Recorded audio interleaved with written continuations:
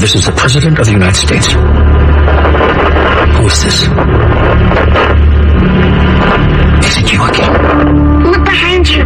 This is my private line. How did you get through? They're everywhere. All the time. We see them every day. But you have to look behind you. There is nothing behind me. How did you get this number? The spaceman told me. What spaceman? It doesn't matter. They're telling you about monsters. Please, you must look behind you. Young lady, there are no monsters in the Oval Office. The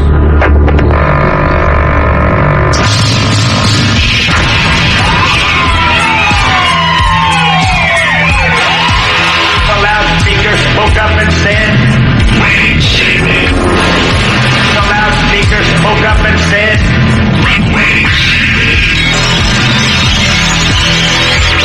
the loudspeaker spoke up and said,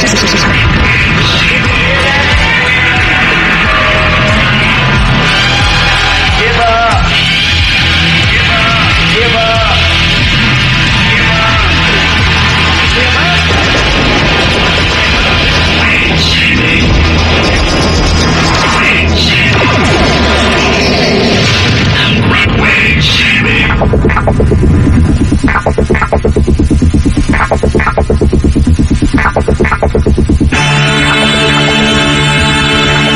I'm Clyde Lewis, and this is Ground Zero.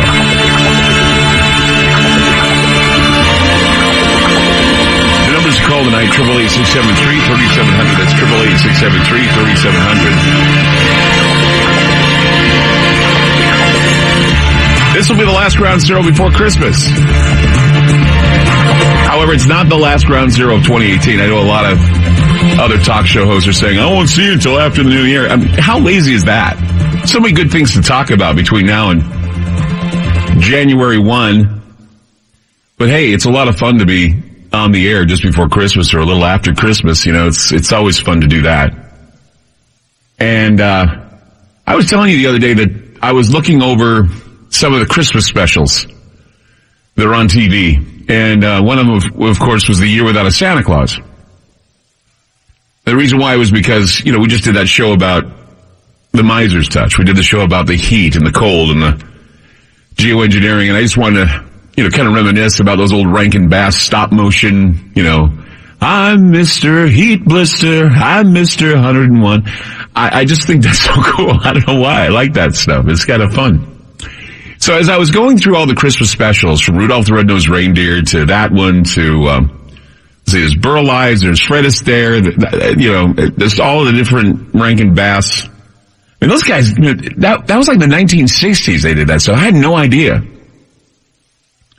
That was the 1960s. They're literally my age. They're our age, really. Okay? So, you know, if the kids are watching, they'll just say, you know, that was made when I was a little baby. And it still holds up to today. It just is amazing how some of these Christmas specials hold up really well. Even the Grinch. I mean, come on, that's Boris Karloff doing the voice of the Grinch. Love the Grinch. The Grinch is one of my favorites. I mean, you know, I haven't seen the new one with Cumberbatch. He's the guy that's doing the voice of the new one. I may just break down and go see it. I didn't like the Jim Carrey version at all. Didn't strike me as being cool. But I can just see Cumberbatch really pull that off. He's just good. You know, he's got that good voice. You know, he did the dragon in Lord of the Rings. So I can see him actually being the Grinch. But yeah, Boris Karloff, when he did the Grinch, that was some amazing stuff. Really liked that stuff. Well, I'm on the subject of old Christmas specials. So I was pursuing, you know, I was perusing my video queue, you know, because, you know, at our house we have a video queue. And every once in a while, I go through the video queue to see what's in there. You know, usually they have something set aside for me, or I get to see what Janine's watching, and maybe if there's something she's watching that I'm interested in watching, I watch what she wants to watch. We recently got Venom in the queue. I like Venom. I don't care what the critics say. I thought Venom was a good film. And so, you know, we got Venom, which is cool. But, I was actually perusing my video queue and just to see what it had to offer. And I found this really cool surprise in my Netflix queue. It was The New Adventures of Sabrina the Teenage Witch. Now, I haven't told anybody this, but I watched the entire series of it. Remember I was talking about how dark it was supposed to be and how scary and satanic and weird it was supposed to be. Well, I wanted to see it. I mean, even though I talk about it, and I heard what it was all about, I really wanted to see Adventures of Sabrina the Teenage Witch. I like the paranormal. I don't think if I watch it or if it has a theme that's kind of dark and scary, I don't think I'm going to hell anytime soon. I mean, I go to horror films. I love horror movies. I've been a horror movie fan for a long time, and what we say, the silliest they are, the better they are, in my opinion. Well, I watched the full season of Adventures of Sabrina the Teenage Witch, and what was supposed to be this harmless paranormal tale started to get a little darker and darker and darker. It appeared that the show was very open about the religion it supports. That, of course, is Satanism. And I think real witches probably are offended by this because, most witches, unless you're a satanic witch, witches don't worship the devil. Okay, their nature, their matriarchy, they like the divine feminine and they like nature and this is like right out of the book of Satanism. It really is in a lot of ways. In fact, I think it's the most openly satanic show on TV, albeit a bit cartoonish, but it's still very open about, Satan bless you and Satan bless us everyone. This is nuts. I don't know if I mentioned that, the series creators were sued. They were actually sued by the Satanic Temple, claiming a statue that displayed, in Sabrina Spellman's fictional school, the Academy of Unseen Arts, and they were saying something about how the Baphomet they had in there infringed on its copyright because the monument of Baphomet looked like the monument of Baphomet they've been fighting like hell to have set up all over the country next to the Ten Commandments. Well, the Satanic Temple wasn't very happy with having its statue associated with certain themes in the series, specifically prominent uses of this symbol as the central focal point of the school associated with evil, cannibalism, and murder. The bad guys, right? They didn't like that. But I thought, how avant-garde of them. Satan is suing over a questionably satanic presentation featuring cartoon Satanism. I wonder if the Catholic Church has a case against the movie The Exorcist. Probably not, but, come on. This is the first time I've ever heard of a religion suing because we just don't like the way we're being portrayed in this movie. Hell, Scientology has case after case after case after case then. And so, I don't know what happened. I guess Warner Brothers settled out of court with these satanic guys. And out of all the times I've interviewed, I interviewed Peter Gilmore of the Church of Satan. I've had Diablos Rex on the program. I've interviewed all kinds of black magicians. I don't even want to go near the Satanic Temple. They just seem like a bunch of douchebags. They just do. I've never in my life, look, this is the same Satanic Temple that just loves to crash the party at Christmas. Because I don't know if you know this, the Chicago chapter has now been allowed to place a statue in the Illinois Capitol alongside holiday displays of nativity scenes and the menorah and everything else. And see, this is the thing. I don't mind the message. It's the sculpture. Knowledge is the greatest gift, yes. But it's a forearm with a woman holding an apple, right? And I'm not a prude. I'm all for religious equality. But they claim to be non-theistic. So what do they care about a theistic holiday? They just want to be jerks. As I was saying, it's like, this is the jerky thing to do. Is they just want to get in people's faces. We're Satanists, like it or not. It doesn't matter. Doesn't matter. You can be a fashion victim if you want to be, but it doesn't matter. There are plenty of people out there that are fine with their religion, whether it be witchcraft or Satanism or paganism, whatever it is, the reason why this is so important, I think, is because today is the solstice, okay? And I've never had a show that's fallen on the solstice where I can't just really dig in and talk about the solstice. And so as I was saying, I was looking through my Netflix queue and there it was, Sabrina the Teenage Witch. And it was an episode that was an addendum to their other episodes called A Midwinter's Tale. I had to watch it because I'm thinking, oh my gosh, I saw the preview too, and there were witches, and there was a Krampus in there, and a bunch of other Nordic tales I thought were really cool to talk about. So it was surprisingly fun to watch, and it was a little spooky. It was really kind of clever some of the ways they took liberties with some of these stories. I mean, Santa in the film, or in the TV series, Santa was a mall Santa, and he had an alter ego, and I'm sure you know what that alter ego was. It's Krampus, of course. You know, I play Santa in the mall, but at night I'm Krampus. It's a great little twist there. But Santa, witches, Krampus all show up in Greendale to actually show what a darker and spooky Yuletide is all about. Now, we all know that the best holiday specials interest along between seasons, moving the plot forward just enough to justify all the one-off Christmas mischief in the episode. You know, we see that just, you can get away with a lot. Like, remember when the Flintstones had a Christmas special? I mean, how did that happen? How can the Flintstones have a Christmas special? Think about it for a moment. They can't. I mean, it happened before Jesus, so why would they have a Christmas special? It happened before the Yule log. What? So anyway, it's just crazy to have the Flintstones having a Christmas special. But of course, it's just as crazy having a bunch of witches having a Christmas special. But it wasn't a Christmas special, really. It was a solstice special. There was a lot of Christmas trappings in there, Christmas trees, Yule logs.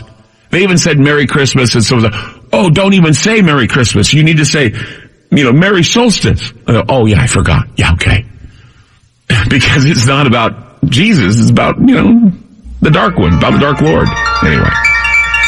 So, yeah, I took a few liberties.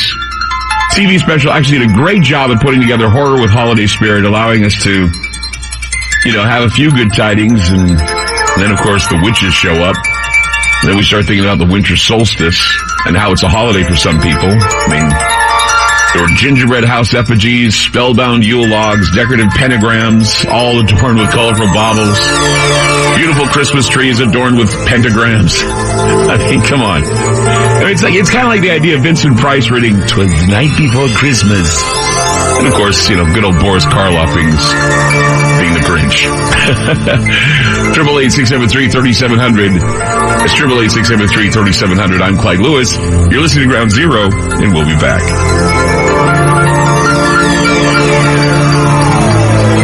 FM News 101 KXL.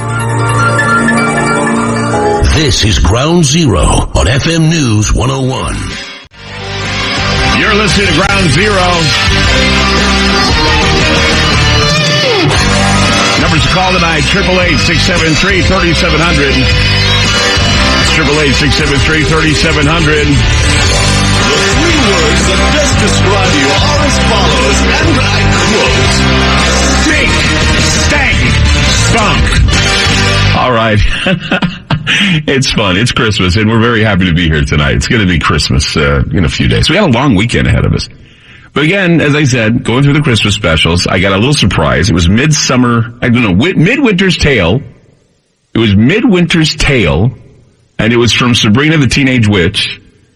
And I watched it because I wanted to see, you know, how dark it could get. And man, I'll tell you, it was dark, it was fun, it was scary, but it was all about the solstice.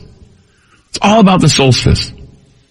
And so, you know, it had a lot of characters in it that were from a lot of the darker sides of Christmas, including Krampus.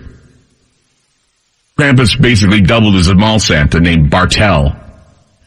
And Bartel is another name for Krampus, which I realized, because they said Mr. Bartel, and I'm going, oh my gosh, really? Really? I'm sure a lot of people didn't pick up on that, but Bartel is just another name for Krampus.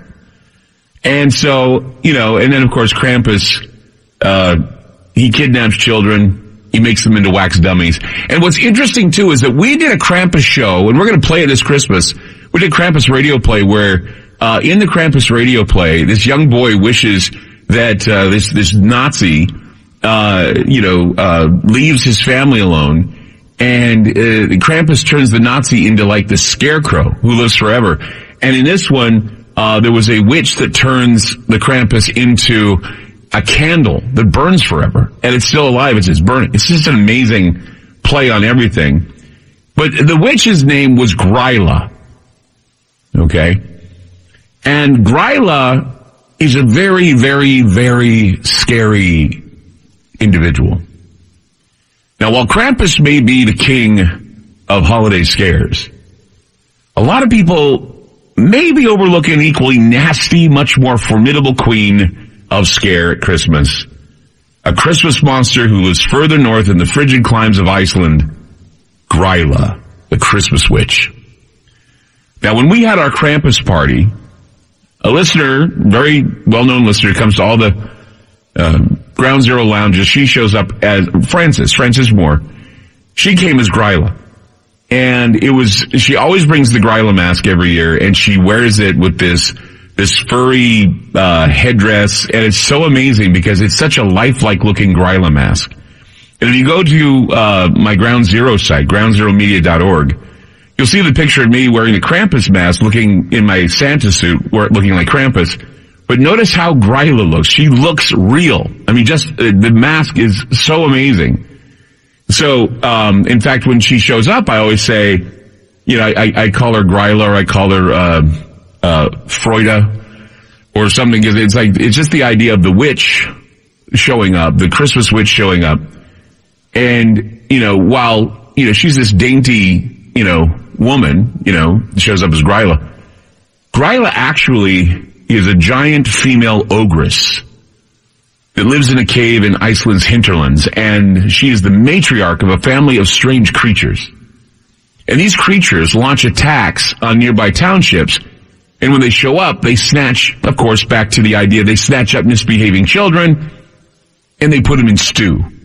See, what's the thing? The thing that's so weird is that all of these old legends of these scary Christmas figures are the ones that are doing all the dirty work, getting rid of all the bad kids, either eating them or killing them or beating them. They really, really gave these horror stories, they really made these horror stories a threat to the kids because they wanted the kids to do well. I guess kids were just unruly.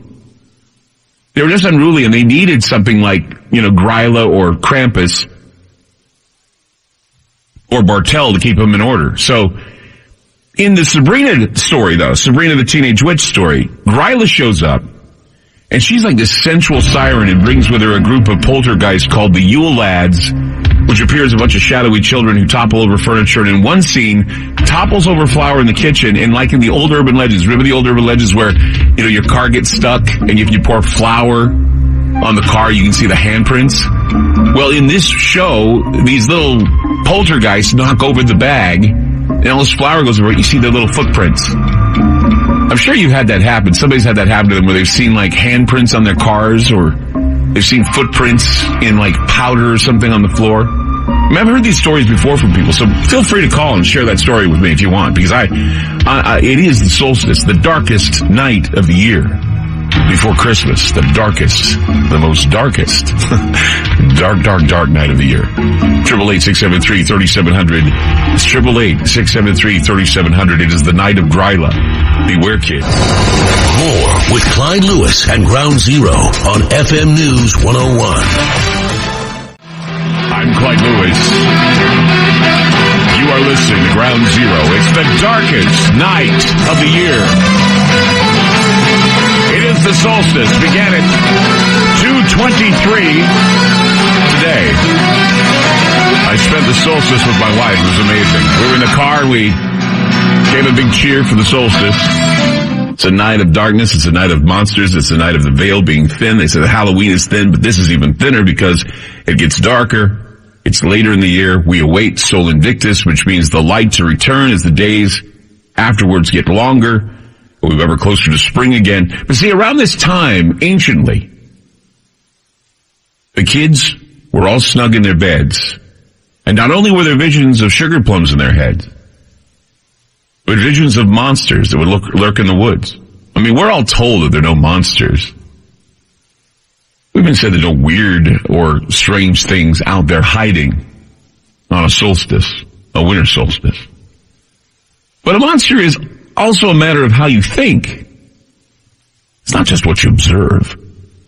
A predator can be anything from a mountain lion to a wolf.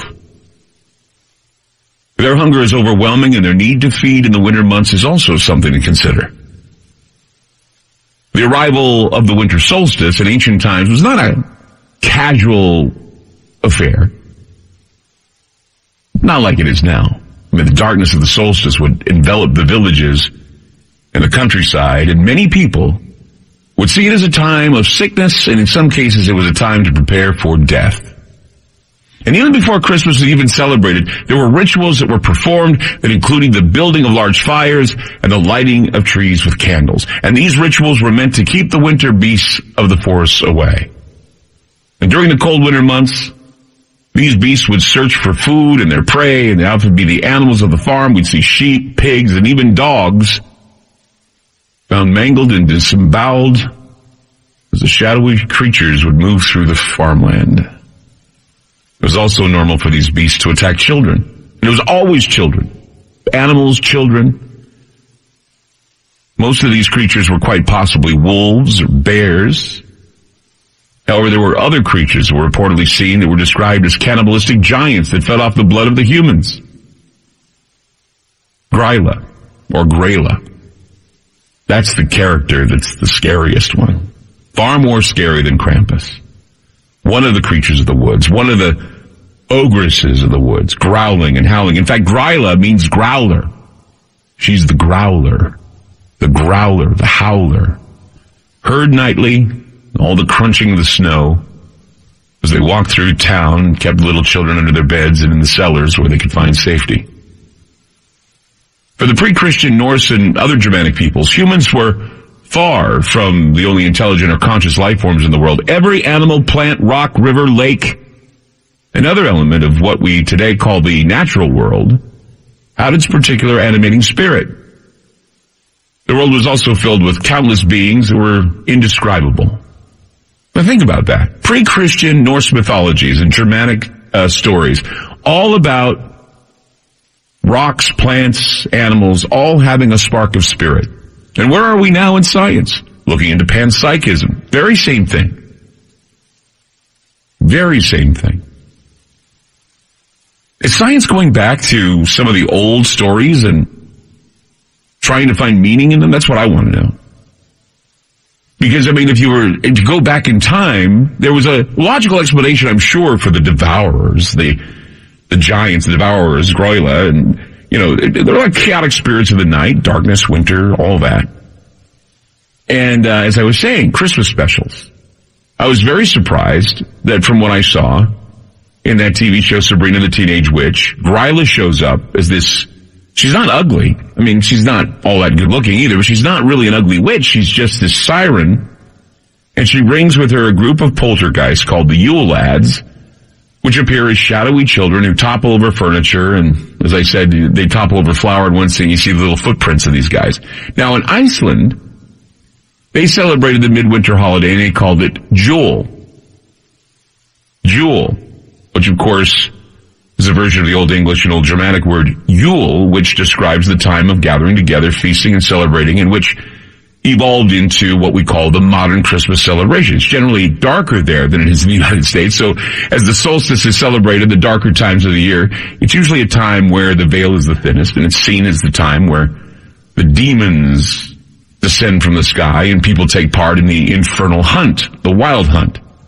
Well, the earliest celebrations of the season were viewed as a time not only to bring together relatives, living and deceased of course, but also you would leave things out for the elves to show up, or you'd be fully aware that if you do something, the trolls would come on, and other magical and spooky creatures also showed up. And they would inhabit that landscape wherever you are. And sometimes these figures would visit in the flesh.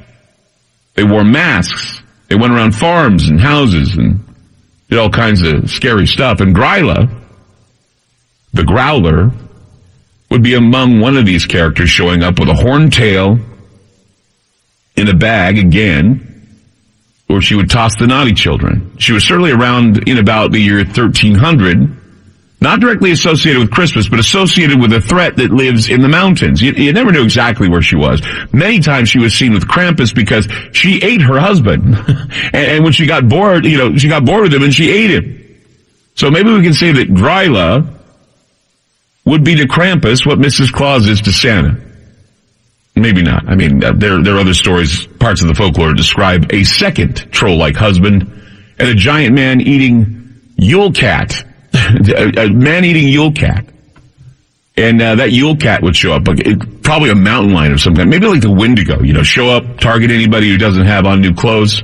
So that encouraged buying on Black Friday, I'm sure, if there was a Black Friday to be had back in the 1300s.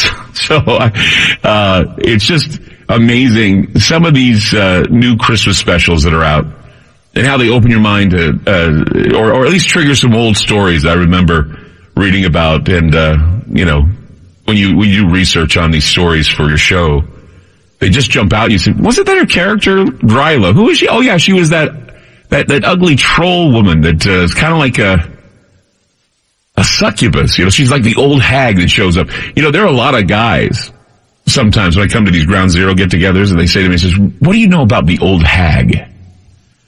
And I'd say, well, which one? I'd say, well, the old hag that shows up at night and she's in your bedroom and she wants you. Wants you how? Sexually. I'm going, what? Yeah. And I said, well, that's a succubus. A succubus is, that's really creepy to have a succubus appear in your house. It's kind of like the rake. I mean, women say they see the rake or they see incubus or incubi, succubi. And, these are really terrifying creatures. I don't know if Gryla would apply as a succubi, but she certainly is a witch of some kind. Let's go to Robert in Ohio. Hi, Robert. You're on Ground Zero. Hello, Clyde. Merry Christmas to you and all. Merry Christmas. Happy solstice. Yes. I'm just curious, Clyde. I was wanting to ask you, have you ever seen the television series that was on years ago with James Whitmore? I think it was called The Continuing Story of Ebenezer Scrooge, where they had gone through the Christmas Carol thing, seen the spirits and all that, but the people that he was giving to afterwards, and he just kept giving his wealth and his love and all that stuff. Your phone's breaking up, Robert. There you go. Sorry. There you go. You're fine. Where they just continued to want more and more from him. I didn't see that.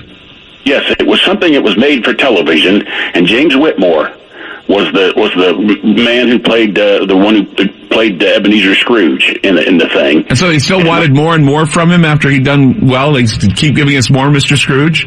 Yes, it was unique how they did that. I've never seen it on that much. They just don't show it anymore. I don't know why. I got to look into that. That sounds interesting. Can you imagine? Mr. Scrooge is a pushover now. He got bullied by a bunch of ghosts. Now we're going to take everything from him. Yeah, exactly. They take advantage of him. Right. But there's somebody, I think it's his nephew or somebody that tells him, Uncle Scrooge, you've got to quit giving to these people because they just expect it from you now. Someone who's very cynical, and all that. Someone who's very cynical wrote that. You understand that? Somebody who's very cynical of that, of Scrooge, giving and giving and giving until he ran out of money. I think that's very cynical. I would be laughing out loud at that. I think it'd be funny as hell. Yeah, well, but it was an interesting. Like I say, it was done for television. Yeah, it wasn't a big movie or anything like that. And of course, James Whitmore. I don't know. I suppose you know who James Whitmore. Oh, of course, he'd give him Hell Harry, man. He was the best. There you. But, and I think he was also in The Next Voice You Hear. Right. That's one of the greatest movies ever. It had Ronald Reagan's wife in it. Yes. Yeah. That was a great movie too that he had done. But he was a great actor of our time. Really great actor. He was. Unfortunately, he passed away after the Shawshank Redemption. But anyway, I was wanting to ask you too, Clyde. Have you ever heard the song by Perry Como? The song called Christmas. I may have. I mean, my parents just loved Perry Como. Sing to me, Mr. C, sing to me. Remember that song? Sing to they called him Mr. C, sing to me, and then he'd sing. But this is a song that, to me, every time Perry Como came on at our house, I knew it was Christmas because my mom always turned Perry Como on at Christmas. Johnny Mathis. That was your mom's favorite? Johnny Mathis at our house. Yes. Chestnuts roast. I can't imitate him anymore. I used to be This Christmas, the way it's spelled, it's the word Christmas, but there's a dot between each letter. Is it an acronym? I don't know how you would say it, but that's just the way it shows on it. Speaking of Mr. C, I got a daddy joke for you. Ready? Okay. Why did the C join Antifa? The letter C. Why did the letter C join Antifa? You got me. Because all the other letters were not C's. I heard that the other day, about died. The thing of Perry Como's, Clyde, was called Perry Como Sings Christmas Music. I'll look for it. I like Perry Como. I think Como's cool. Yeah. We should have a renaissance with Perry Como, Robert. I'm serious. Anyway, I got to run. We'll be back with more Ground Zero. Don't go away. Let's go down to Brett in Michigan. Hi, Brett. You're on Ground Zero. Hey, Brett. Clyde. Yeah, man. Merry Christmas. Happy solstice. Happy solstice. Merry Christmas. You've tweaked a lot of memories here. Well, good. I hope so. Oh, yeah. Really fun ones. And the original movie Scrooge, and then the later one with Henry Winkler, I remember those as very, very uplifting, you know? I'd like to know who all played Scrooge, because I played Scrooge in elementary school, and I didn't know Henry Winkler played Scrooge. Yeah, I think that was early or mid '90s, right?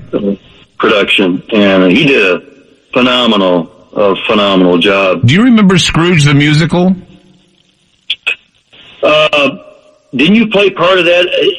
Wasn't Boris Karloff involved with that? No. It was Finney. I think Albert Finney was his name. He was Scrooge, and then sounds like I like life likes me, life and I very fully agree. It was a musical at one, and they that song, thank you very much, that's the nicest thing that anyone's ever done for me. Just a bunch of songs that they sang, and that was Scrooge the musical. And I think Alec Guinness played Jacob Marley in that, because I remember I think it was Alec Guinness that played Jacob Marley. It was really creepy. And then, of course, this latest one, this Jim Carrey Disney one, is terrifying. Oh, is it really? I don't know if you've seen it. Jim Carrey plays all of the ghosts, and he plays Ebenezer Scrooge. But it's weird because the ghosts are just creepy. They're creepy. All of them are. Even the ghost of Christmas Present was supposed to be this like happy ghost, but he has a heart attack in the middle of the damn movie and turns blue and dies in front of Scrooge. I'm like, oh my God, that's a horror waiting to happen, right? So yeah, that's I don't know, but yeah, that's where, you know, I actually watched it. When was it? A couple nights ago with a friend of mine. And he looked at me and says, I don't remember Scrooge being this terrifying. It's supposed to be terrifying. In fact, I would love it if somebody decided to redo Scrooge and just make it a horror film. Because I think, and I recommend the Krampus movie. I don't know if you've seen the Krampus film, but that was well done. It was kind of like a Twilight Zone story. And it was really well done. You know, speaking of Krampus, I remember an interview with some guy by the name of Doc Marquis. Does that ring a bell? I remember Doc Marquis, yeah. In fact, I think I interviewed him for a Christmas show at one time. Yeah. And you, speaking of Christmas witches, it sort of smacks me as if it's like a continuation of Halloween. And Doc Marquis expounded on the fact that way back when, like you said, 1300s, whatever, 12, whatever, there were these druids, and the druids would go into the villages, and they would demand, you know, it was weird if I remember accurately, but if the village didn't turn over X number of kids, and these were the druids would sacrifice them in some really bizarre ritual. Yeah, they would put them in the arms of Moloch, and Moloch was like this horned effigy that had a fire, and they'd put it in the arms of Moloch, and then they'd pull the string, and then the baby would fall. Just like, rock-a-bye baby on the treetop. Yeah, when the bough breaks, they're in a tree, right? So it's the Yule tree. When the bough breaks, the cradle will fall, and down will come baby, sizzle, sizzle, and all. That's basically what it is. Well, I'm going to be watching I like Christmas Vacation. That may be my all-time favorite, you know. Well, I like Christmas Vacation, too. I'm going to dig into some more this year, too, see if I can find any. I really appreciate the call. Thanks for calling in. Okay, bro. Hey, by the way, wine. Hey, are you there? Yes. Okay, you got to check it out. Cavit, C-A-V-I-T, Pinot Noir. Okay. I'm telling you, you're going to love it. You and your wife are going to love it, okay? Cavit Pinot Noir. We'll look for that. We'll be back. Today marks the shortest day of the year and the longest night.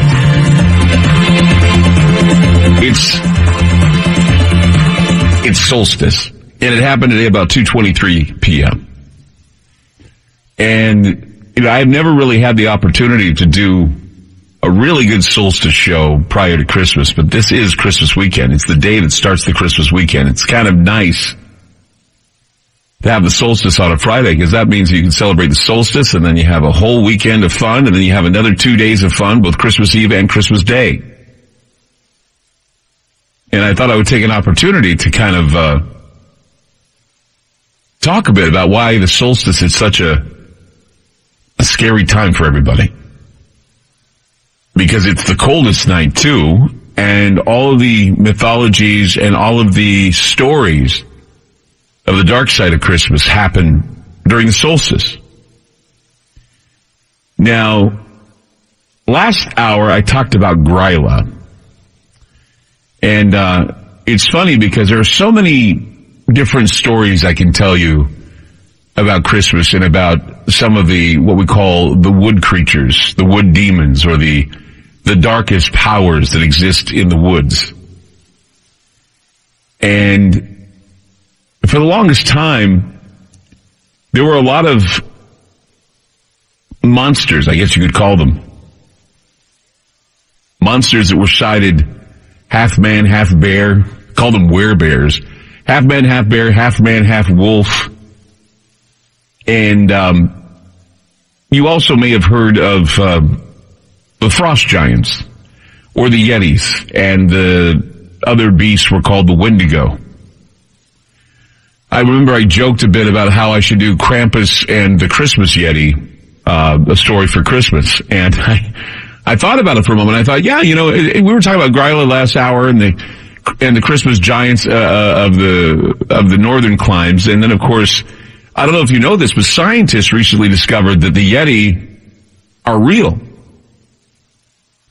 They are real creatures. In fact, while the idea of the creature being a giant ape-man, similar to Sasquatch, has captured all of our imaginations, and how investigators have been saying this for centuries, the Yeti are in reality, as of yet, an unknown species of bear that live in the Himalayas. And what is most interesting is we probably know less about these very unusual bears than we know about the Yeti. Scientists from the University of Buffalo figured out that Himalayan brown bears split off from the rest of the regional bear population several thousand years ago, which is why they're so genetically distinct from most other brown bears. Living in geographic isolation for so long, it's basically separated them from the Asian brown bears and even from their relatives on nearby Tibetan plateaus. And they even look different. In fact, they are claiming that the bear itself is a hybrid species that would appear quite massive if it was seen standing on its hind legs. And that's the thing, is that this could be the culprit behind the stories of the frost giants. This could be the reason why all of these scary demons and giants from the Northlands that were talked about during the solstice. I mean, there may be more to the story, but I mean, look, connecting Yeti misconceptions is only the beginning of a journey where we can do a lot of dot connecting, and we can connect dots to many of the terrifying predators that existed in the woods and terrified villages all over the north and northeastern parts of the world during the solstice. I mean, these creatures are obviously responsible for many of the legends that have been handed down from generation to generation from the time of the winter festivals. I mean, the Alpine woods, there was Krampus in the Alpine woods. They were the wild monster demonic creatures that would terrify villagers. And, of course, they became part of the legends of the Christmas celebrations or the solstice celebrations. And all of them, for some reason, have this fascination, like Krampus, and we were talking about Gryla. And the reason why I'm talking about Gryla is because, as I said earlier, I was watching some of the Christmas specials. As I was going through my queue on Netflix, there was a Christmas special that just popped up. It was Sabrina the Teenage Witch, which I've watched the entire series, the entire season. And they had a Midwinter's Tale season, or a Midwinter's Tale episode that they threw in for good measure. And, well, I always say that, that you can take a few liberties about the holiday because that's what makes it fun. I was kind of pointing out that, the Flintstones even had a Christmas special, and I don't even know why the Flintstones would celebrate Christmas, but they did. But here we have, Sabrina the Teenage Witch, which, of course, all the episodes basically focus on darkness and Satanism and witchcraft. And, it used to be fun, cartoonish. It's still kind of cartoonish in a way. But, man, it's got a lot of people, had a lot of Satanists angry because of the way they displayed Baphomet and all this. And there was another case entirely got ugly. But what was interesting is this TV special about Sabrina did a great job at putting together horror with holiday spirit, allowing us to basically, you could revel in the good tidings of the witches' winter solstice holiday, but there were gingerbread house effigies, there were Yule logs that were casting spells, there were decorative pentagrams adorned with baubles and bangles and Yule logs and Krampus, and there was a witch that was in it named Gryla. And it was funny because every year when we do our Krampus party, there's a listener that shows up, and she dresses as Gryla, the Christmas witch. And it's kind of nice to have the Christmas witch there because it just shows that she knows of this Germanic and Icelandic type of, the Icelandic, northern Laplander legends that go along with Krampus. So I would dress in my Krampus suit because I have a mask and I have the suit. I have a Santa suit that I wear with a Krampus mask. And she'd show up looking like Gryla, who's this giant female ogress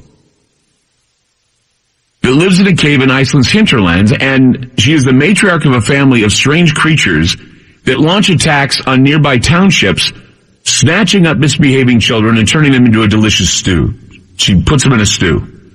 And in, of course, the Sabrina Teenage Witch show, Gryla shows up as a sensual siren. She's not ugly, and she's not an ogress, and she's certainly not a giant.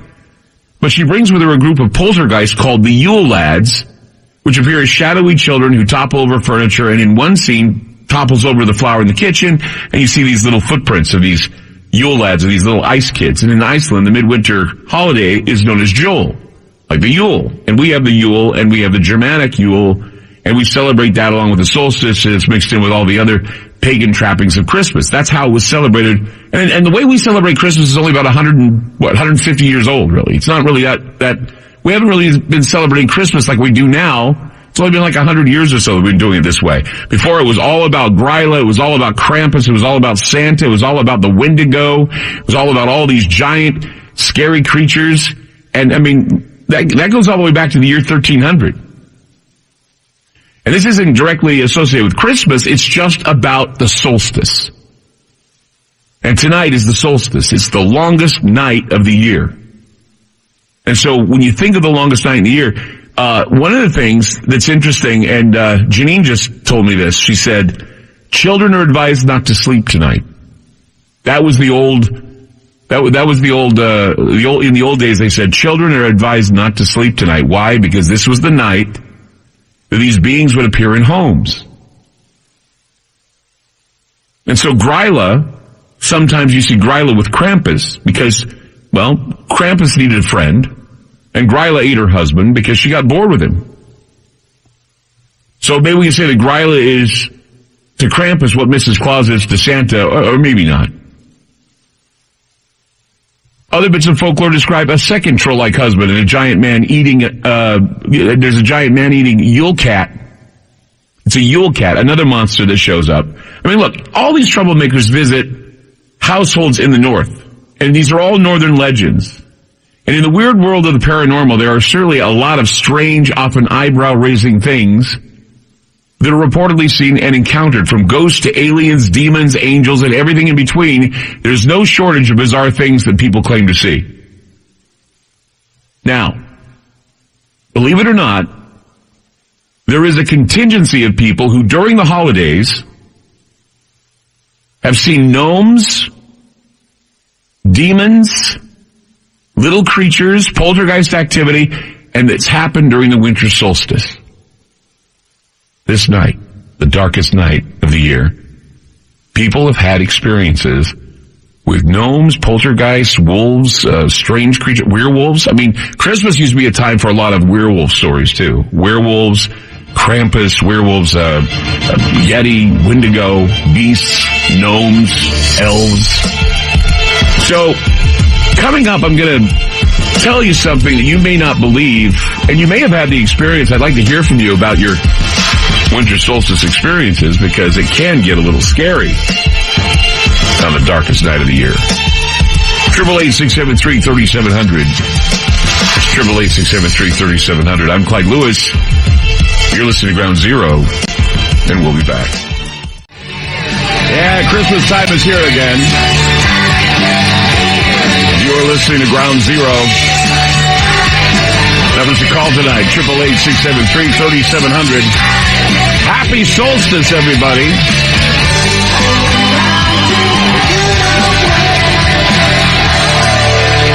So here we are at the solstice. It's the longest night of the year. We're going to have some fun with it tonight. I hope you're enjoying the program because, it's the last program we're going to do.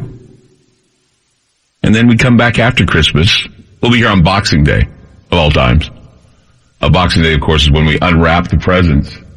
Anyway, tonight I wanted to just talk about, why the darkest day is always the scariest scariest day of the year, really, next to Halloween. And we were talking about Gryla, we were talking about the witch, and we were talking about the Yule lads and all the demons and the infernal chase and all this stuff.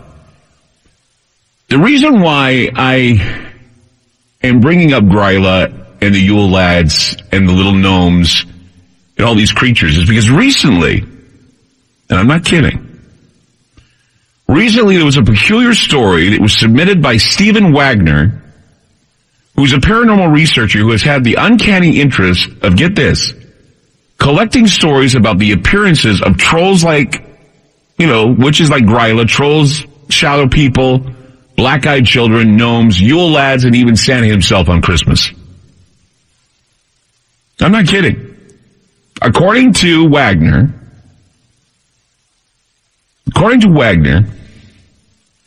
people have actually seen apparitions of Santa in their homes around Christmas time. I mean, it's like a paranormal investigation story, really. It's no different than talking about man with a black hat. It's no different than talking about the black-eyed children. I mean, these reports run from the wondrous to the frankly creepy, and one has been told, I went through all the lists and got the best stories I could about these people that have seen these shadowy figures on the solstice, or at least Santa Claus on Christmas Eve in their houses when they were kids. Now, I gave you my interesting story the other night where the guy showed up, and he was kind of like a makeshift Santa. I don't know where he came from. He's this big, tall dude, wearing the smock and the fake beard. I mean, I didn't even know who the guy was. He had these Coke bottle glasses. You could barely see out of these Coke bottle glasses. And he was wearing the hat and he had the beard. And I swear it had to have been the real Santa, or at least someone who, just showed up. Some weird dude that just showed up from out of the fog and delivered toys to me. But people have actually seen apparitions of these gnomes or these weird creatures, and I'm asking if you've seen anything weird on solstice, or anything in your house around Christmas time that just makes you go, what the hell? What was this? So, first report, told by a woman named Carrie Kay, who claims that in 1961, she went to bed on Christmas Eve and was awoken by her bedroom door slowly creaking open to allow the light from the nightlight in the hall to trickle in and then illuminate quite a bizarre sight. And that is, she claimed that what she saw was a man in a red suit. He had white trim around his waist like fur, a long white beard, and he was wearing a Santa hat. He had red pants on, he had black boots on, the whole thing. She goes on to claim that he stood there and looked at her for a few seconds and then closed the door. She said the encounter terrified her as she drew the covers over her head. And then the next day, she claims that when she asked her mother and father about it, they felt it was time to talk to her about the truth about Santa Claus. They wanted to sit her down and say, the story. However, she said, no. I know that you're trying to tell me that, this is how it is, but I saw what I saw.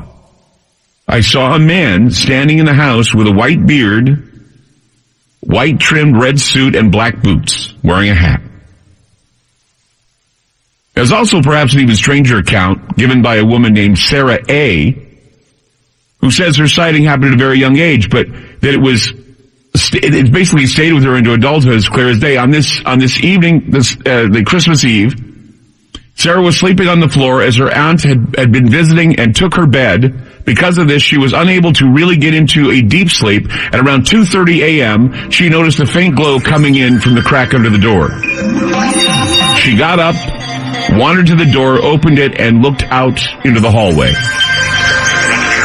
She thought at first that what she saw was an angel. She then realized that it was a bearded man in a long coat. He looked nothing like the traditional Santa. He was hooded and in a very long tunic. Santa was standing in her door with a mystical, magical glow around him, and it was silver and gold and glittery. Santa looked right at her, and without moving his mouth, he said, telepathically, "Now you know you're supposed to be asleep while I'm here, don't you?" She told him that she knew that she was actually supposed to be asleep. He then said, "Close your eyes," and she went to sleep. He encouraged her to pretend to sleep. Another story, a strange encounter of the bizarre of Santa appearing in people's bedrooms. Have you ever had an experience with Santa or any other denizen of the night on the solstice? I'm Clyde Lewis. You're listening to Ground Zero. The numbers to call tonight, 888-673-3700. That's 888-673-3700. It is the solstice, the winter solstice, darkest night of the year. You know, people have been having some strange sightings of, I just was giving you a few stories that Stephen Wagner compiled about people who, or little kids actually, when they were kids, actually saw Santa Claus in their house. And many different versions vary. I had an experience. I can't remember how long ago it was. It was back when I had two producers, Brian Trotter and Wes Scottco. We were driving home from doing the show. It was I would believe it was solstice, actually.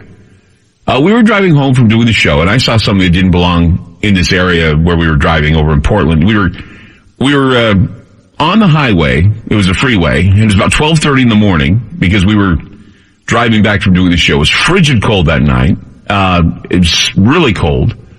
And I was riding along with Brian Trotter and Wes Scottco, my producers. I noticed to the left of the freeway overpass near a narrow exchange between I-5 and I-84 what appeared to be a small person with pale skin wearing what looked like a black beanie hat or fez, and he wore black gloves, and he was trying to climb over the concrete embankment. Now, Brian Trotter, the driver of the vehicle, said that he saw what appeared to be a person with a backpack or luggage attempting to climb over the embankment. And what's most interesting is that if a person was successful in climbing over that side of the overpass, they would have fallen 20 feet onto a road or a railroad track below. And it was because the railroad tracks and the road would run parallel, and they probably would have been killed. Okay? The person was 3 to 4 feet tall, actually the height of the freeway concrete embankment, so that would have had to been like 3 to 4 feet tall, was slowly crawling up and over the embankment, and we immediately tried to find an exit off I-84, and that's a difficult corridor because there's not many exits on 84, so we had to hurry and find an exit to get off. We managed to exit off the freeway, and we drove to the Burnside Bridge, and then when we were able to go south to Morrison, and we wound our way back to the spot on the freeway where that thing or whatever it was had climbed over, and we were thinking it has to be somewhere. It's probably a homeless person or somebody trying to climb over the embankment. So we didn't see anybody in that area, but somebody would have had to have been there if they fell over the side. So we nervously laughed and said that we just saw a gnome. And of course, we were trying to ascertain what it could have been, using logic and reason, but we just couldn't figure out how a small person wearing a backpack, hat and gloves could maneuver over the bridge and not fall to their death. We were confused by this. So it would have been dangerous for us to back up on the freeway and then jump over to try and snap a picture. So we couldn't do that. And so then when I arrived home, I did a search for anything that would look like what we saw, and there was actually a society called the Gnome Society, okay? And these are people that claim to have seen gnomes. They write about gnomes. They've seen them. They've seen them, lurking. There's actually a site that was dedicated to the Latin American version called the Duende. El Duende. Basically, or La Duende. Duende is the dweller that hides under the stairs. Okay. So, I mean, so it's worth noting that the Gnome Society even recently reported that, it says here, local officials are investigating a number of gnome sightings in the Graubünden canton of Switzerland after a local farmer photographed something that some people are claiming proves gnomes are real. Now, the pictures were posted, and I ought to repost this picture of someone who actually snapped a picture of a gnome that appeared in their house. And I know it sounds crazy, but it just as crazy as the sound of people seeing Santa Claus in their houses. But look, I didn't know that, that I would see something that looked like a gnome, and I didn't know that it would trigger so many people going to a website and basically filing their gnome sightings. And of course, there are a few people that joked about smoking weed or being drunk, but the fact is, while the thing we saw could have been explained away as a child or a homeless little person seemingly abandoned on a busy freeway, the reality is, though, the place is unsafe. And it was cold that night. Look, below the overpass was a 20-foot drop onto a busy railroad and traffic area. And the thing, whatever it was, did not belong there, obviously. I mean, it's easy to give into a paranormal explanation, and many were realizing what we were implying. We saw a gnome. We saw something that, is a little creature. And I know what I saw. I know it didn't belong there. And if it was a gnome or even a hallucination, the rest of the world has seen and even told stories of little people showing up in the most inappropriate of places. I mean, these are all Iceland stories, but they sometimes can transfer. I mean, they just send the chills down. I mean, did you ever see, I know many people who surf the internet, did you ever see that elf picture, that elf video that was sent in from Argentina? Yeah, you've seen it, haven't you? Yeah, Ron's going, he's seen it. I don't know if you've seen it, but oh my gosh. It's walking scissor-legged. Yeah, Ron's doing the walk. It's walking scissor-legged across the field. And these kids are screaming because, and and I can't believe it. It's got a pointy hat, walking scissor-legged across the field. These kids are screaming, and you know what? As silly as this sounds, it is the creepiest thing you'll ever see. Just a small it's walking scissor-legged across the field. It's not walking normally, it's walking scissor-legged. So whatever it was a damn good fake, or these kids were seeing something that was, and I know that gnomes, elves, Yule kids, Gryla, I mean, I know all these things, leprechauns even, they don't always top the list of my 14 topics to talk about. I mean, I don't always say, hey, tonight we're going to do a show about leprechauns, because, come on, leprechauns. But around Christmas time, the story of Santa Claus and his band of elves, we know they're fantasy. But what people don't realize is that they're based on legends of darker characters. Okay? They're based on Gryla. They're based on Krampus. They're based on the Yule Cat. They're based on the Yeti. They're based on the Wendigo. I mean, you're out in the forest and you hear something growling at you at night. And you're thinking Bigfoot, mountain lion, you're thinking something scary is going on. I mean, but, back during the times of Saturnalia and the Yule, and of course, what we're celebrating tonight, and that is the solstice. The stories range from hairy little people appearing under the stairs or beds during the winter months, demons that walk the earth leaving behind footprints in the snow. One particular story, I mean, I don't know if you noted, there's actually a story called The Demon of Devon. And while the demon isn't necessarily linked to Christmas, it's most certainly linked to a known winter gremlin called the Fachin, which is a one-leg jumping entity that would poison orchards and induce heart attacks if he was ever seen by a human being. In the winter of 1855, after a light snowfall, it was reported that hoof-like marks appeared in the snow. The footprints measured 1.5 to 2.5 inches wide and 8 inches apart.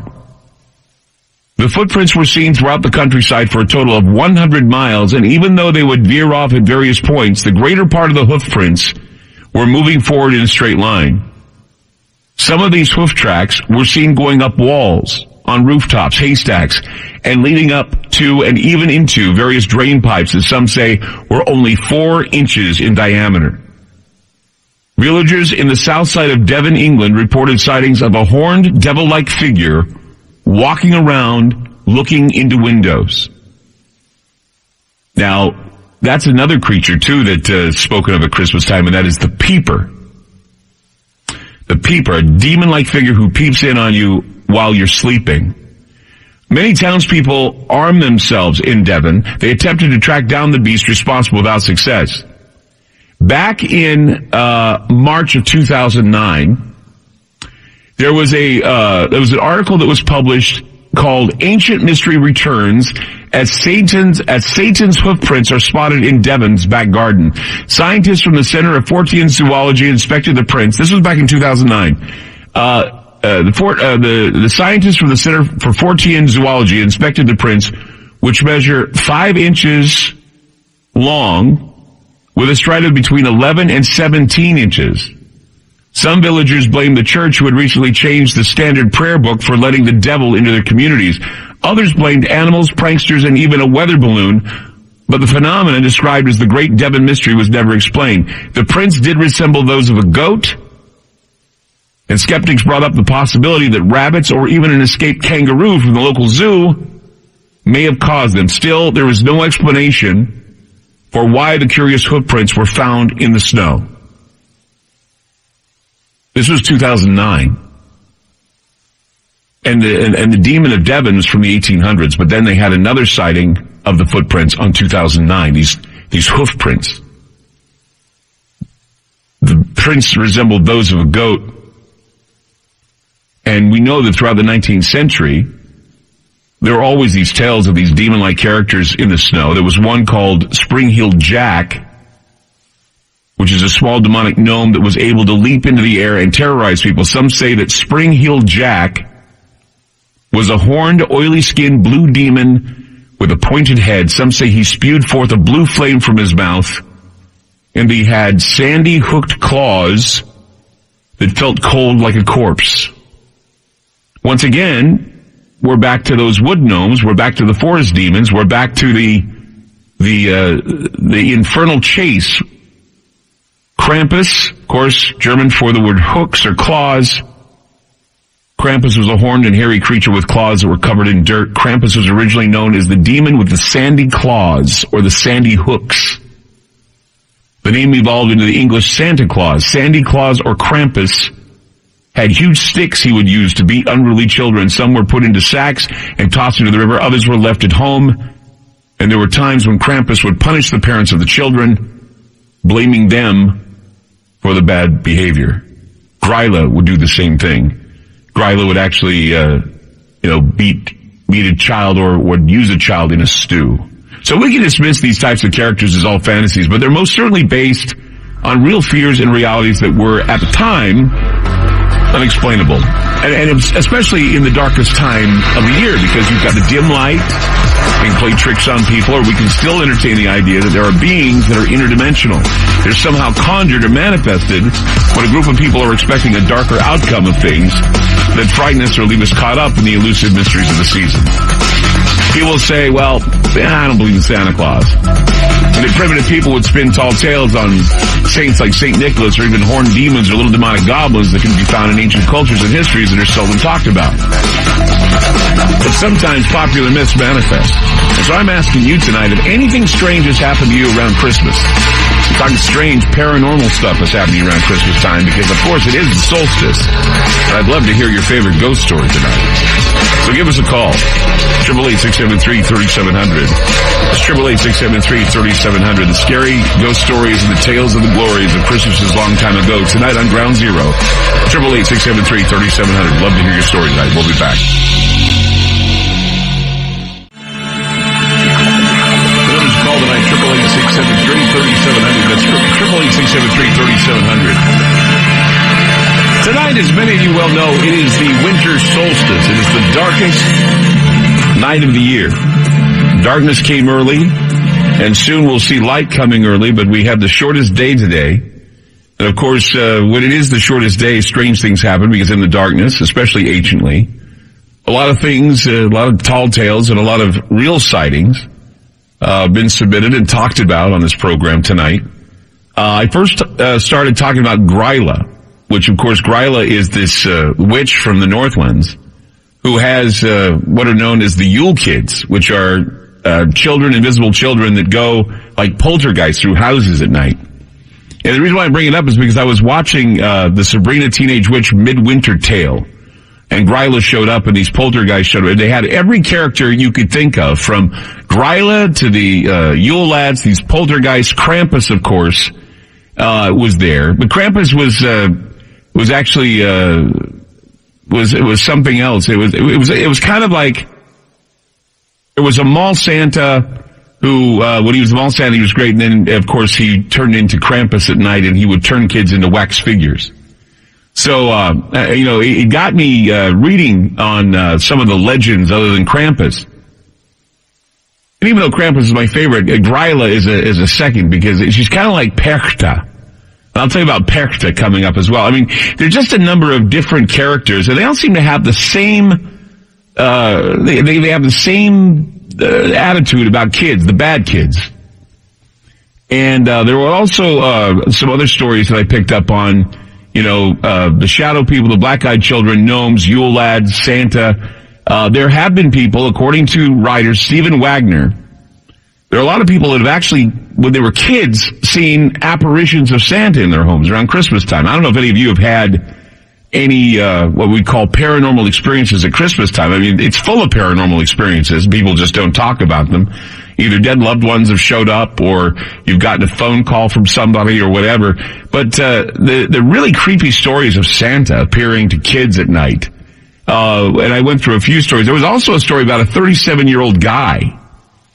37-year-old guy certainly saw Santa one evening as he was walking outside his apartment complex on a chilly evening. I think this happened in Illinois, actually, another Illinois sighting.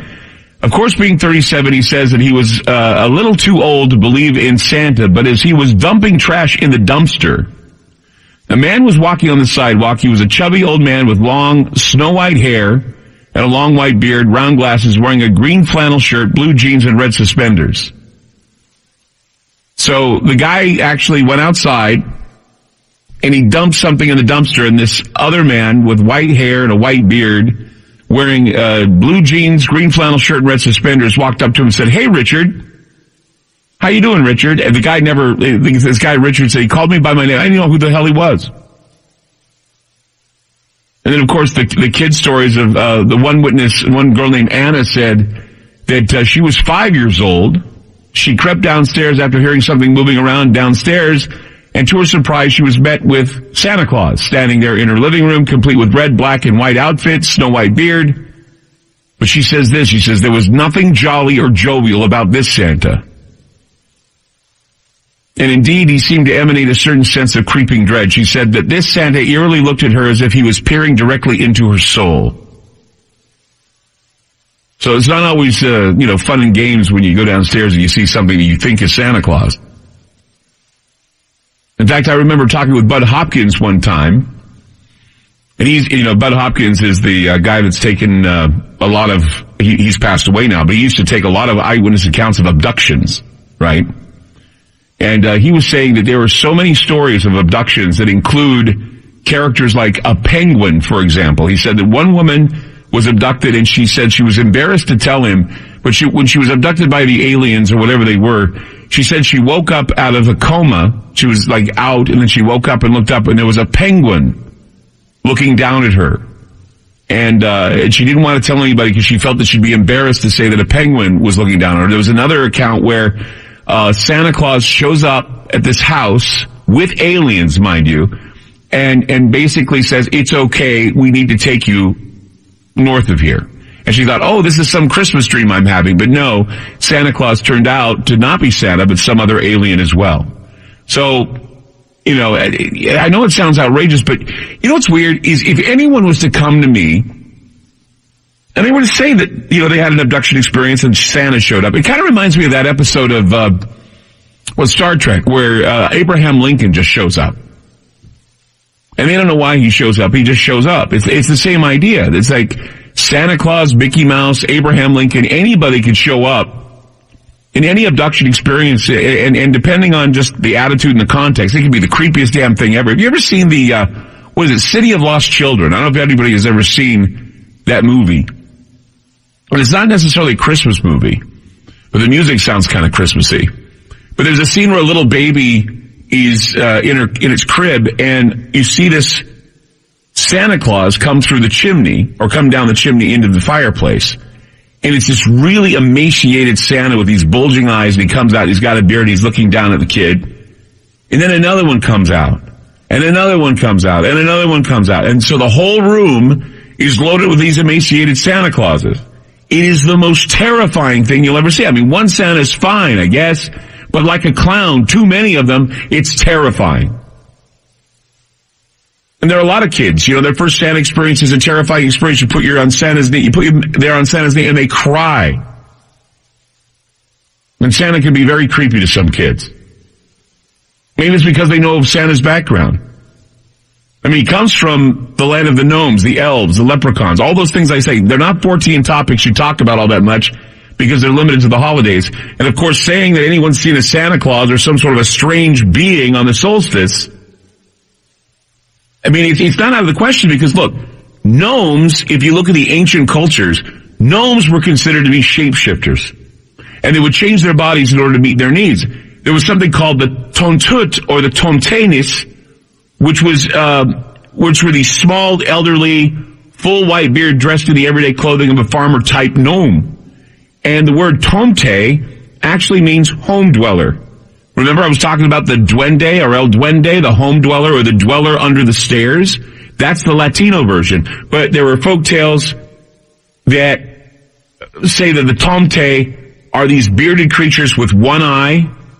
In Denmark, the tontut are often seen as beardless, wearing gray and red woolens with red caps.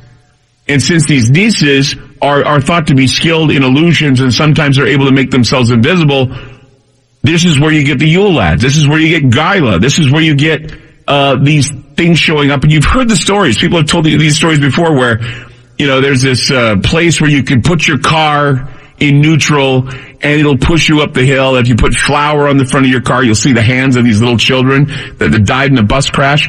Well, these little Yule lads do the same thing.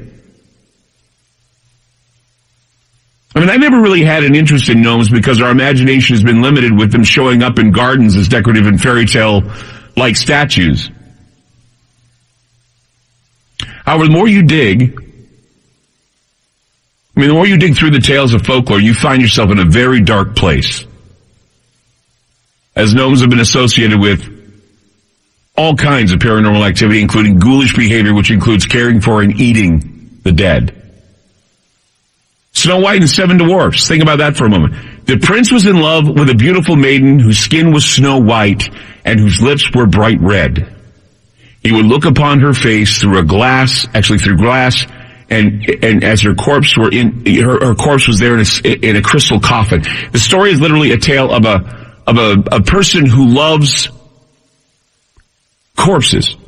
It's necrophilia.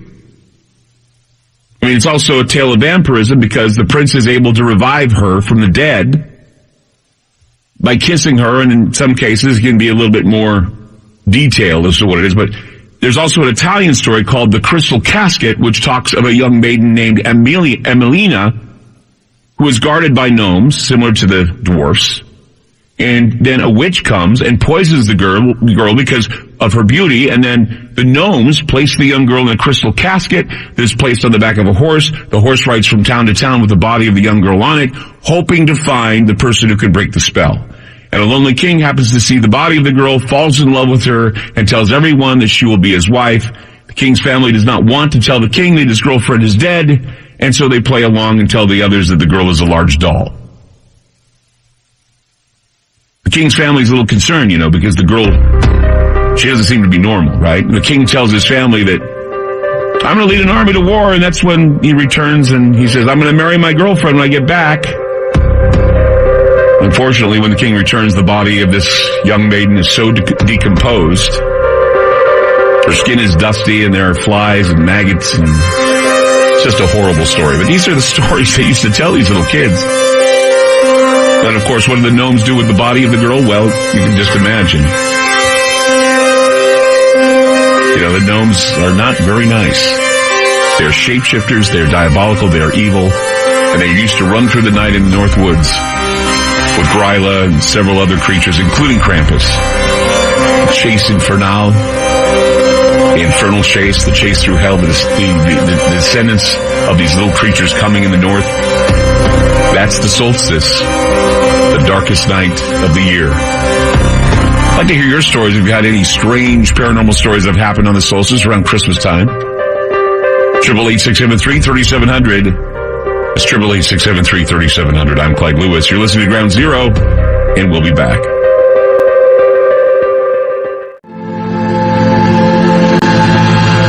I'm Clyde Lewis. You are listening to Ground Zero. Numbers to call tonight, 888-673-3700. That's 888-673-3700. Tonight is the solstice. Happy solstice to all of you. And Christmas will be off that night, so we're kind of kicking out the jams and talking about Krampus and Gryla and the Yuletide lads and all the scary stuff of Christmas and the innocence of children. Some interesting comparisons tonight. We go now to Sarah in Oregon. Hi, Sarah, on Ground Zero. Hi there. A while ago, you mentioned the Feast of the Holy Innocents. Mm-hmm. And you said that it was in remembrance of the children who have died. Yes. And you may also know that it is a very specific feast day in at least the Catholic churches, maybe others, December 28th. And they are the children who, after Herod had told the Magi to come and tell him where Jesus was so he could have him killed, and they didn't do it, he was so mad he killed all of the children, all of the male children to him below. Well, those are the Holy Innocents. And the Catholic Church, we know how bloody they are.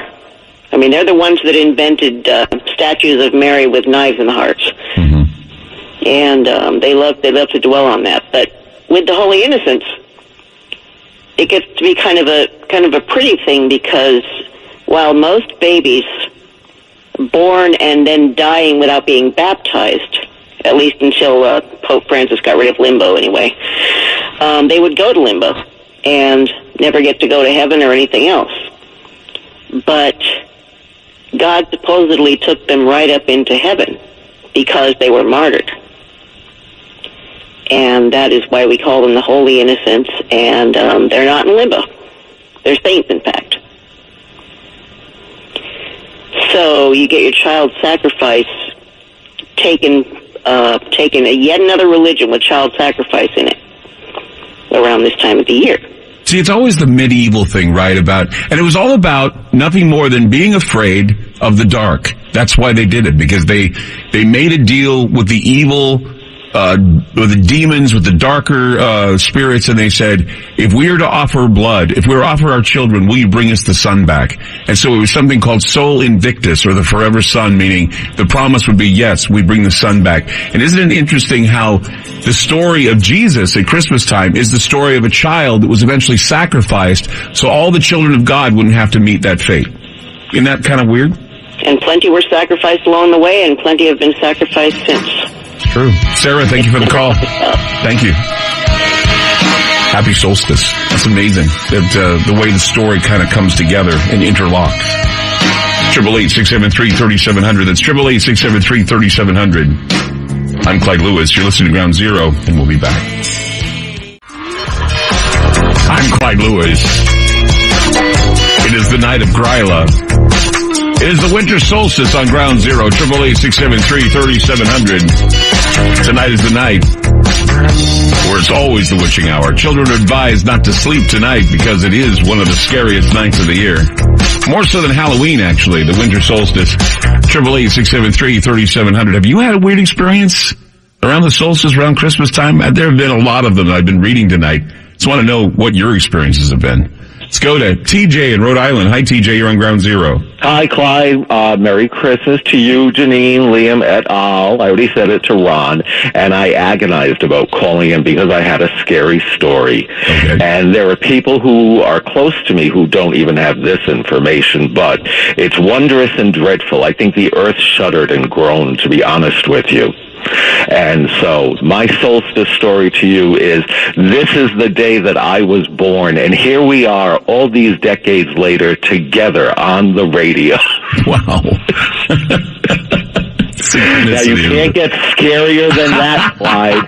You said it was a scary day. It is a scary day. Yeah, Man. take my word for I don't take you as a scary gnome, but you, I mean, it is the darkest day. Are you dark? I guess maybe bringing you on is kind of a dark thing, don't you think? Oh, yes and no. Yeah. Yes and no. That's why. But I agonize. Like I said, a lot of people don't even know my birthday, but yes, today it is. Today, you were born on the solstice. I mean, it was the 22nd in the year I was born, yeah. So you were a solstice baby. Yes, so that tells you something. Those are the type of people you're going to get who are born. I know a guy, and he always reminds me, he's a friend of mine, his name's Dave, and he always reminds me that he was born on Saturnalia. And he says, in the story he tells, this amazing story, he says that his father worked on the Manhattan Project. Yeah. And he would every year dress up like Santa Claus. And he always told the story about how Santa helped build the atomic bomb. Oh my God! And it always floored me because because it was a great story. It was like, Santa helped build the atomic bomb. It was his father who was on the Manhattan Project, and that he was born on Saturnalia. And he talks about, of course, Jack Parsons. And he talks about, the strange thing that was going on with Parsons and L. Ron Hubbard. But he said that it was his father that worked on the Manhattan Project, and he looked like Santa. He had a beard and white hair, and he'd dress up every year, and he'd always tell people, "I'm Santa, and I helped build the atomic bomb." Well, now you know why NORAD watches that sleigh. No kidding. That's what I'm thinking. NORAD watches that sleigh because anytime Santa can strap one of those, those big Satan bombs on the end of his sleigh and fire, and that's the thing. I mean, they got to make sure that he's okay. But it just gave me. It's kind of creepy and it's kind of cool all at the same time, like the atomic Santa. It's like there's, just imagining, Santa Claus in the times of the Cold War. It was just too weird. It's like Santa was a spy for Truman or something. I don't know. Well, now you know it's either fission or fusion power. It's not reindeer that pushes that sleigh around the world. No. Nuclear power coming out of those reindeer, man, I'll tell you. That's it. Don't want to be downwind from those. Well, like I said, you don't want to be anywhere near it. And now you know why you can see it in the dark, too. That's true. Anyway, man, great stories. Thank you, TJ, for calling tonight. Okay, Merry Christmas, Happy Solstice. Let's go to Alex in Ohio. Hi, Alex. You're on Ground Zero. Hi, Clyde. Hi. I got a solstice story for you. Okay. And it's concerning a dead body in a cabin eaten by shrews. Oh, my God. Now, if you think of Go ahead. I'm saying, oh, my God, that sounds terrifying, eaten by shrews. Go ahead. Well, it connects to your gnomes because in the northern climes, there were little critters in the winter that eat meat. Mm-hmm. And if you have a dead body and a family that froze to death in the cabin, or someone who died, you can't always bury them in the ground. So are you saying that, oh, this is amazing. I've never heard this before. So you're saying that maybe the stories of the gnomes come from the stories of the shrews eating the bodies? Yes, and I'll give you a better one. Okay, cool. And this is even creepier, so you'll really love it. A number of cases where rats have invaded morgues and fed on the dead bodies. There's a case in D.C. around 2010 where the rats were even crawling into body openings and eating in the morgue. This would be also a weird connection to the Nutcracker. You know how? Because the toy maker that made the toys actually made the Nutcrackers. It made them robotic soldiers to fight the mice. Isn't that weird? Got it. And mice will eat meat too, including dead bodies. Wow. I didn't even think about that. To the gnomes. Yeah, I mean that would make sense that they wouldn't know. about the shrews, but they know that maybe creatures would come down. I mean, all those Hans Christian Andersen stories about, Snow White and about, the German stories of Snow White or Hansel and Gretel, the woman in the house, she made the gingerbread house and she, all those stories of, it comes from Saturn, actually. I mean, I don't know if you know about Saturn and how the story of Saturn and Kronos is that the Saturn every year would hold a feast and he would bring his kids or his children to the feast and then he would choose some of them to eat and that he would use a scythe to actually, do them in. And the thing that's interesting is if you look at Father Time is this bearded guy, looks like Santa Claus. It's this bearded guy, but he holds a scythe, and everybody wonders why he holds a scythe. And it's because of the fact that every year when we celebrate the new year, when we celebrate the Feast of Saturnalia, we celebrate because Father Kronos decided not to eat us this year. He decided not to use his scythe and lop off our heads and eat us. So we are celebrating, and it's been, centuries, thousands of years, we have celebrated the fact that Kronos did not kill us this year. That he did not eat us this year. In the northern climes, Clyde, it was also common for a lot of children to die this time of year. Yes. As a matter of fact, in some societies, you didn't even get your name until you were 6 because of the death rates. Well, wasn't it that I was talking the other night about Dickens saying that, because he had the kids show up in the Christmas Carol underneath the Ghost of Christmas Present's cloak. And he said that it was the forebearer of the children that would either become psychotic or wind up, the women would wind up being, hags and whores. And he said the reason why is because if they survived at all, being as poor as they were, they would die between the ages of 5 and 10. And if they survived, they would end up either being broke or the women would end up being, women of the night. Because they were so poor, they couldn't afford to live. And so that's why they called them ignorance and want. But he was pointing at the idea that, when Tiny Tim was supposed to die, he said that Tiny Tim would have died if Scrooge didn't do anything to help him, because most children that were like that died at early ages, and that the specter of the Ghost of Christmas Yet to Come was actually taken from the French depiction of death, which was also a representation of Saturn or Kronos. Exactly. Yeah. And one last thing. Mm-hmm. When you have some time, do some investigation of the Norwegian wharf rat, your true gnome. Okay.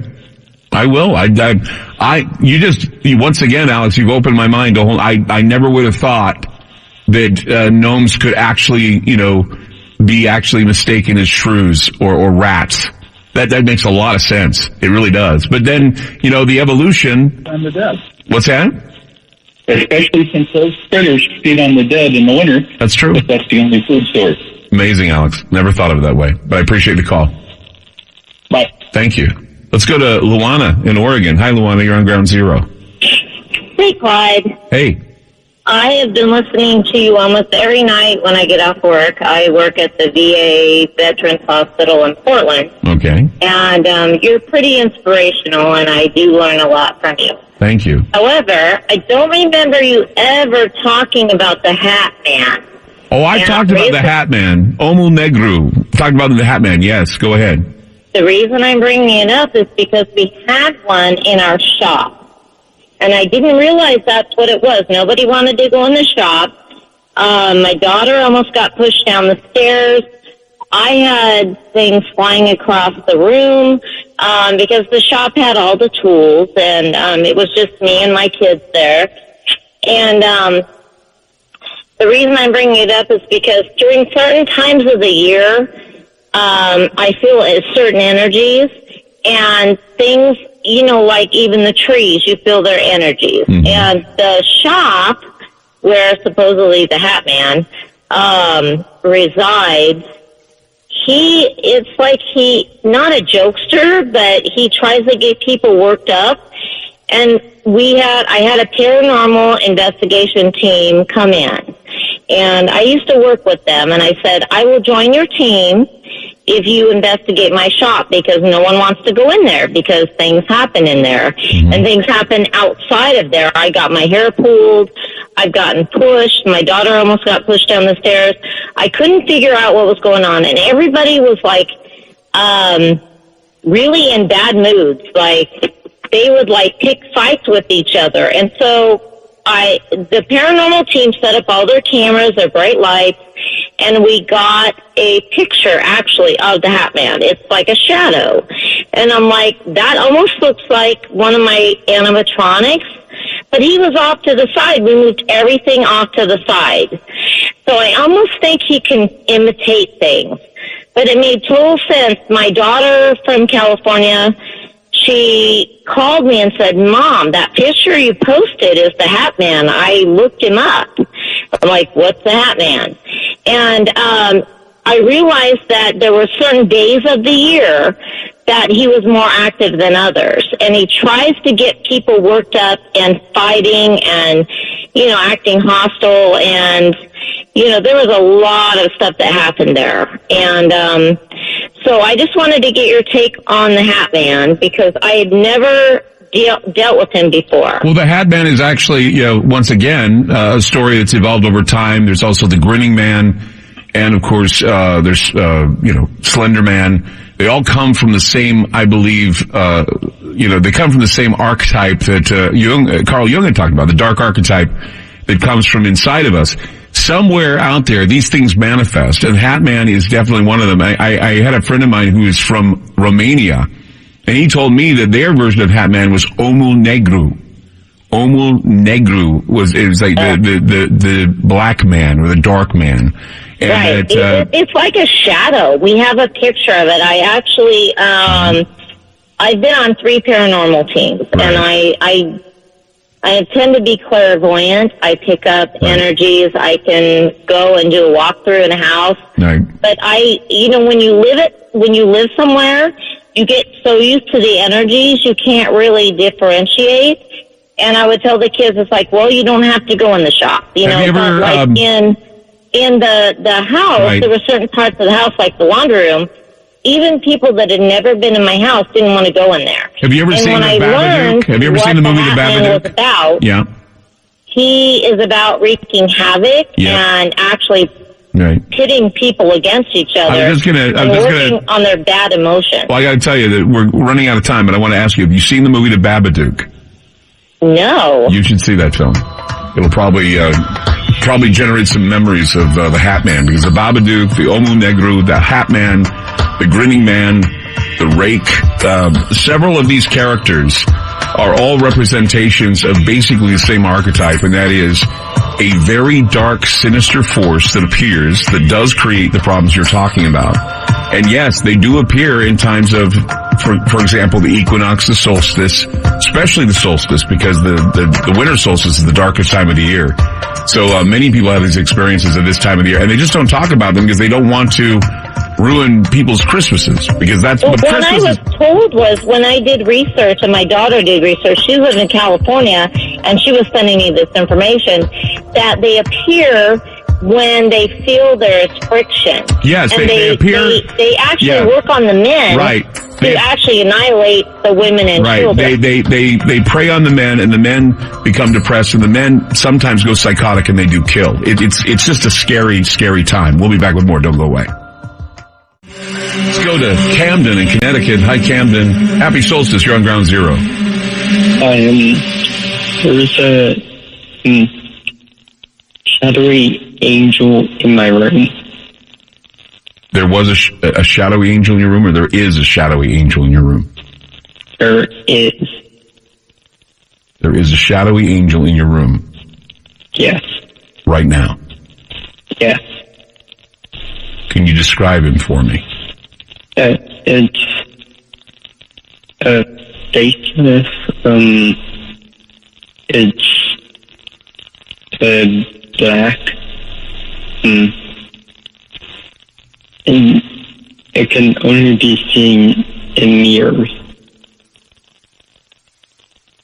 It can only be seen in mirrors? Here's what I found on them. Yeah. My phone just activated. Okay. Hold on a second. Wow.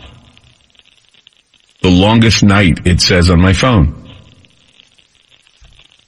So you're saying that this angel, what are you doing? Where are you? I'm sitting in my bed. Are you trying to contact this scary looking angel or whatever it is, this dark angel? It's just sitting there doing, it looks like it's praying or something. Looks like it's praying? Yeah. Has it tried to communicate with you?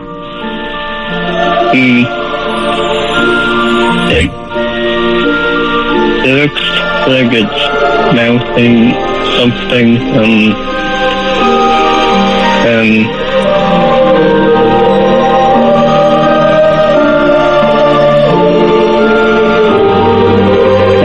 I can't really tell what it's saying. Are you in the dark? No.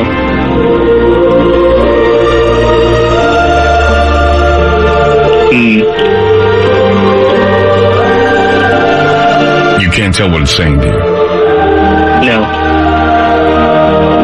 Call out to it. Hello? Call out to it.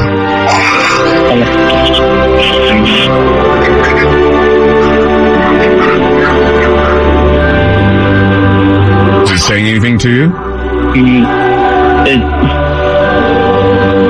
It says that it's my Aunt Karen. It's calling to your Aunt Karen? It's telling me that it's my Aunt Karen. Did your Aunt Karen die? No, she died. She did die? Yeah. We'll be back. FM News 101 KXL. You're listening to Ground Zero. Okay, so something happened during that last call, and I wanted to go back to it. Something that definitely we picked up on, and Ron and I are both like, we're trying to figure out what happened. So this guy called in, and he was saying that he's seeing this ghost in his house, or this. I don't know what was going on with him. He didn't sound like he was well. I don't know what's happening. So as he's talking, my phone activated, okay? And it activated on Siri, just started talking. And so I turned it off. And I don't know why, because, see, I have my phone now. I put my phone on Do Not Disturb. Calls will be silenced and notifications will appear in Notification Center. So I put that on my phone because people would call or they'd ring the phone, or I'd get a message and it'd ding during the show. I just got tired of that. So I just decided, hey, I'm going to turn my phone to Do Not Disturb. Well, my phone activated. Okay, when he said that, I guess it was his aunt that died or somebody that died, he said he thinks that was who. It says it was an angel in his house praying, a dark angel trying to mouth words to him or what have you. So my phone activates during the call, okay? And I looked down and it sent me to Wikipedia, pre-Christian Alpine traditions. And it was linked to Perchta, which of course is like Gaila, okay? Perchta, and this is the definition, is originally the word Perchten, plural of Perchta, referred to the female mass representing the entourage of the ancient goddess Frau Perchta, or Peta Baba, as is known in Slovenia. Some claim a connection to the Nordic goddess Freya, though this is uncertain. Now, Freya or Freya is actually where we get the word Friday. Freya, okay? So something, the goddess Freya or Friday, okay, said, traditionally the masks were displayed in procession Perchtenlauf during the last week of December and first week of January, in particular on January 6th. The costume consists of a brown wooden mask and a brown or white sheepskin. In recent times, Krampus and Perchten have increasingly been displayed in a single event, leading to a loss of a distinction of the two. Perchten are the Perchten meaning a plural of Perchta. Perchten are associated with midwinter and the embodiment of fate and the souls of the dead. Because remember that guy was talking about the dead before? The guy was talking about that? The name originates from the old High German word meaning brilliant or bright, like an angel. But it's certainly not an angel. It's ugly, whatever it is. Sometimes Der Teufel is viewed to be the most Shiach or ugly. Percht, what's that? Oh, you posted? Okay. So Ron has just posted this picture of what we see, or what was sent to me when the phone was activated. And I'm going to take a look at that right now. It's on Facebook. Okay, so the phone was activated, and the picture was sent and I had Ron take a picture of the phone, just so people can see. It's an old picture, and it's really creepy. It's an old picture of what looks like a demon. A guy dressed as a demon, and then this hideous creature that I guess is Perkta, but it's covered in a hunched over picture. And so this is the phone. This is what the phone picked up. It was on Wikipedia. And this is stuff that you just want to say, screw it. I don't want to do the rest of the show anymore. Seriously.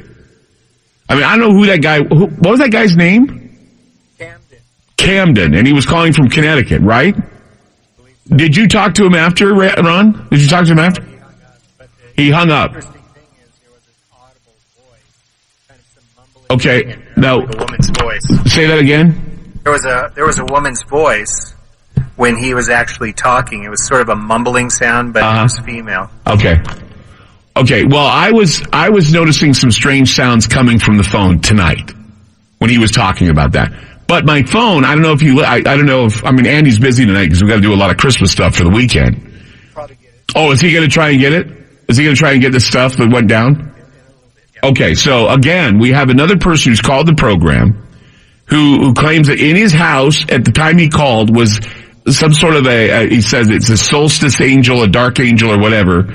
He said he thought it was his aunt trying to speak to him, trying to mouth the words to him or whatever it was. My phone activated, okay? It was Siri that activated, and Siri said, here's your request for what you were looking for, Alpine. And I didn't ask Siri about that. Alpine traditions. So obviously somebody's overhearing my conversation on the phone right now.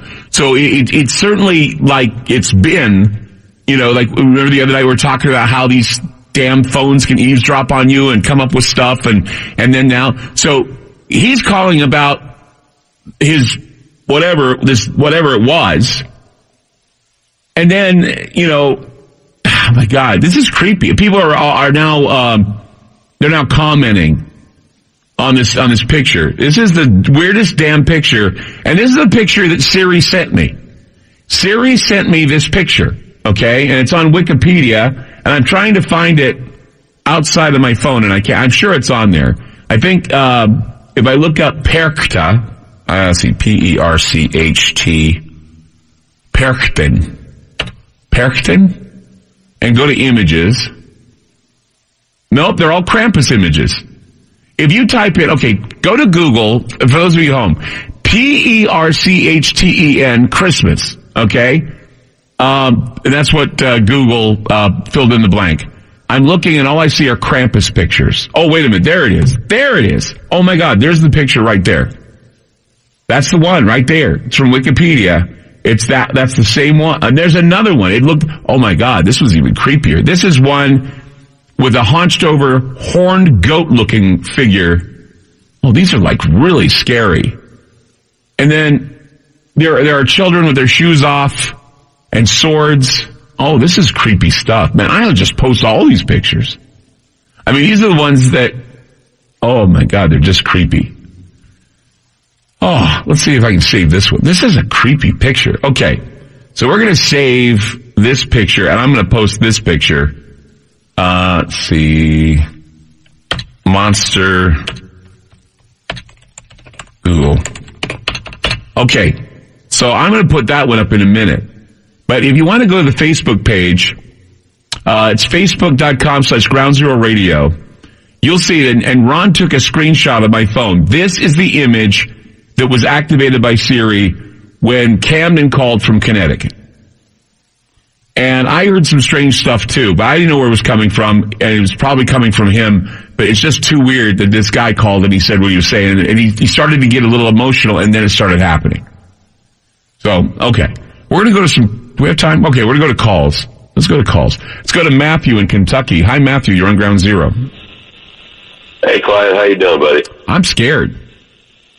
I am too. I'm sitting here on Facebook looking at the picture you just put there. Oh my God. Oh my God. What is that picture? Oh my God, that's crazy, man. That is awesome. Wow. I'm wondering it's online. It's online, and I saw it after I did a search, but if you type in Perctin, I forgot how to spell it again. Anyway, I can't. I'm trying to do this and do my show at the same time. Okay, here we go. Perctin. Oh, I understand. Percten. Perctin. I know it's a German word for it's Percta. Yeah, Percta. Okay, Ron's saying it's Percta. So it's Perctin, Percta. It's Percta. Right, okay, Percta. Let's look at Percta. Okay, Ron's not talking to me. Yep, it's Percta. It wasn't Perctin, it was Percta. That's where the picture is. Percta. Perchta. That's what I'm looking at, too. Oh, my God. That's not what I called about, but I was sitting here while you were just talking, and I was listening to I was taking out the Facebook page with the photo. Oh, my God, this is awesome, Clyde. It's just too scary. That was awesome. I know, right? Scary. I'm kind of freaked out. I'm kind of freaked out about it. I'm right there with you, man.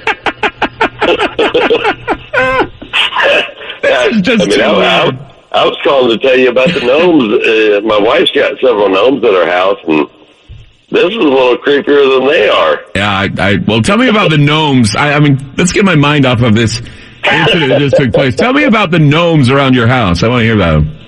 Well, my wife, over the years, we've bought a few gnomes. My wife, she's kind of eclectic on things, so we have this little Harley Davidson gnome outside that sits out front, and well, it kind of got decapitated somehow. I don't know how, but its head's popped off, and it's sitting on one side of our porch, and the head's on the other side of the yard. And my kids are only here during like the weekends. And then I have a gnome in my basement. And the gnome in my basement is sitting, well, I have a bar room, so, I've kind of got the pool table, I got my dartboard and all that stuff. Well, I got a couple nice windowsills. Well, the gnome sits on my bar.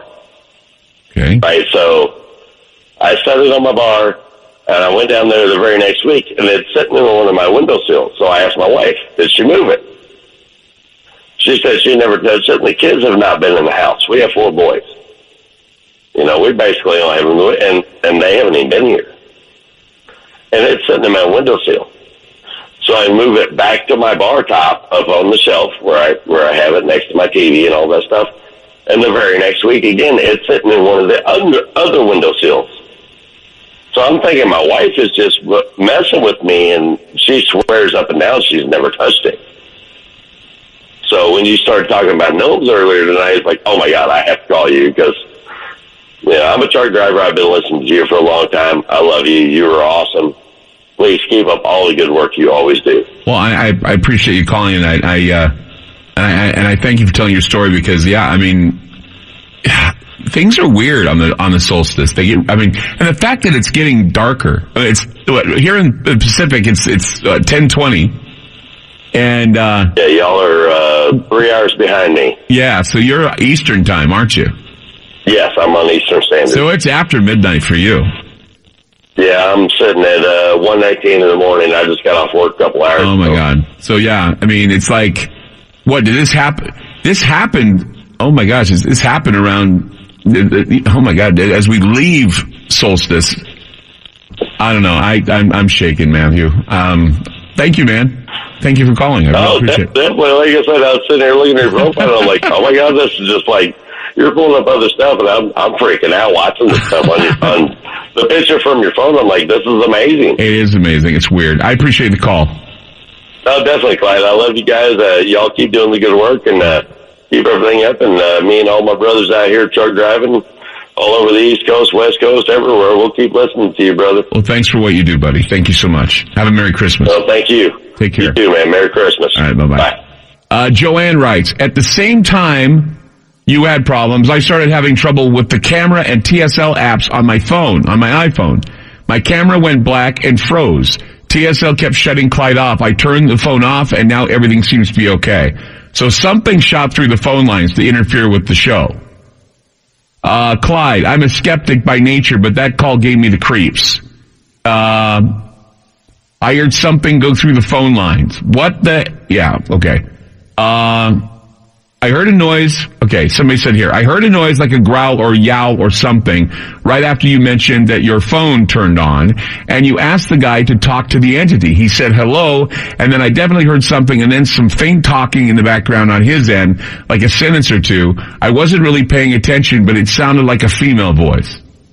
Heard something near the end of the call. Holy cow, I heard something when your phone went off okay. All right, we're going to take a break.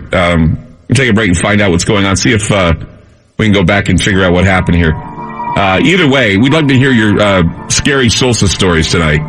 We've got one right now that we're kind of blown away by. And also, take a look at that picture that's on the Facebook page. Facebook.com/Ground Zero Radio. This is either an elaborate prank or this is really, really creepy.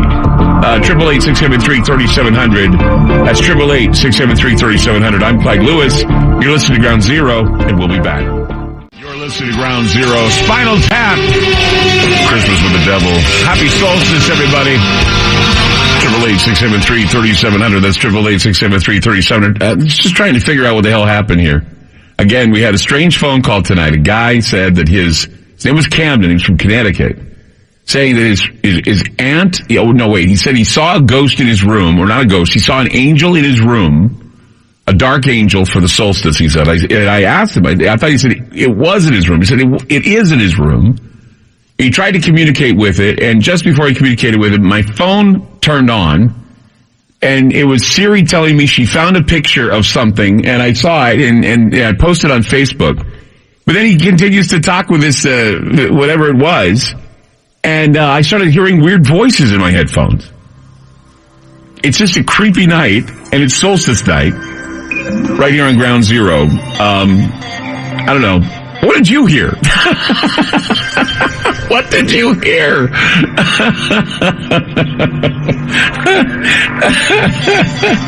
Oh, man. 888. I mean, have you ever had any strange stories happen to you on the solstice? We have strange things happen here all the time, I guess.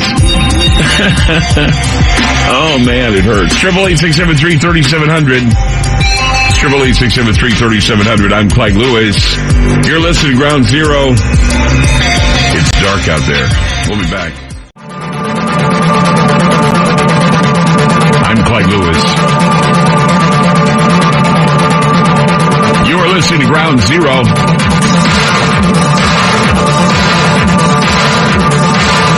Numbers call tonight, 888-673-3700. That's 888-673-3700. Whatever happened tonight is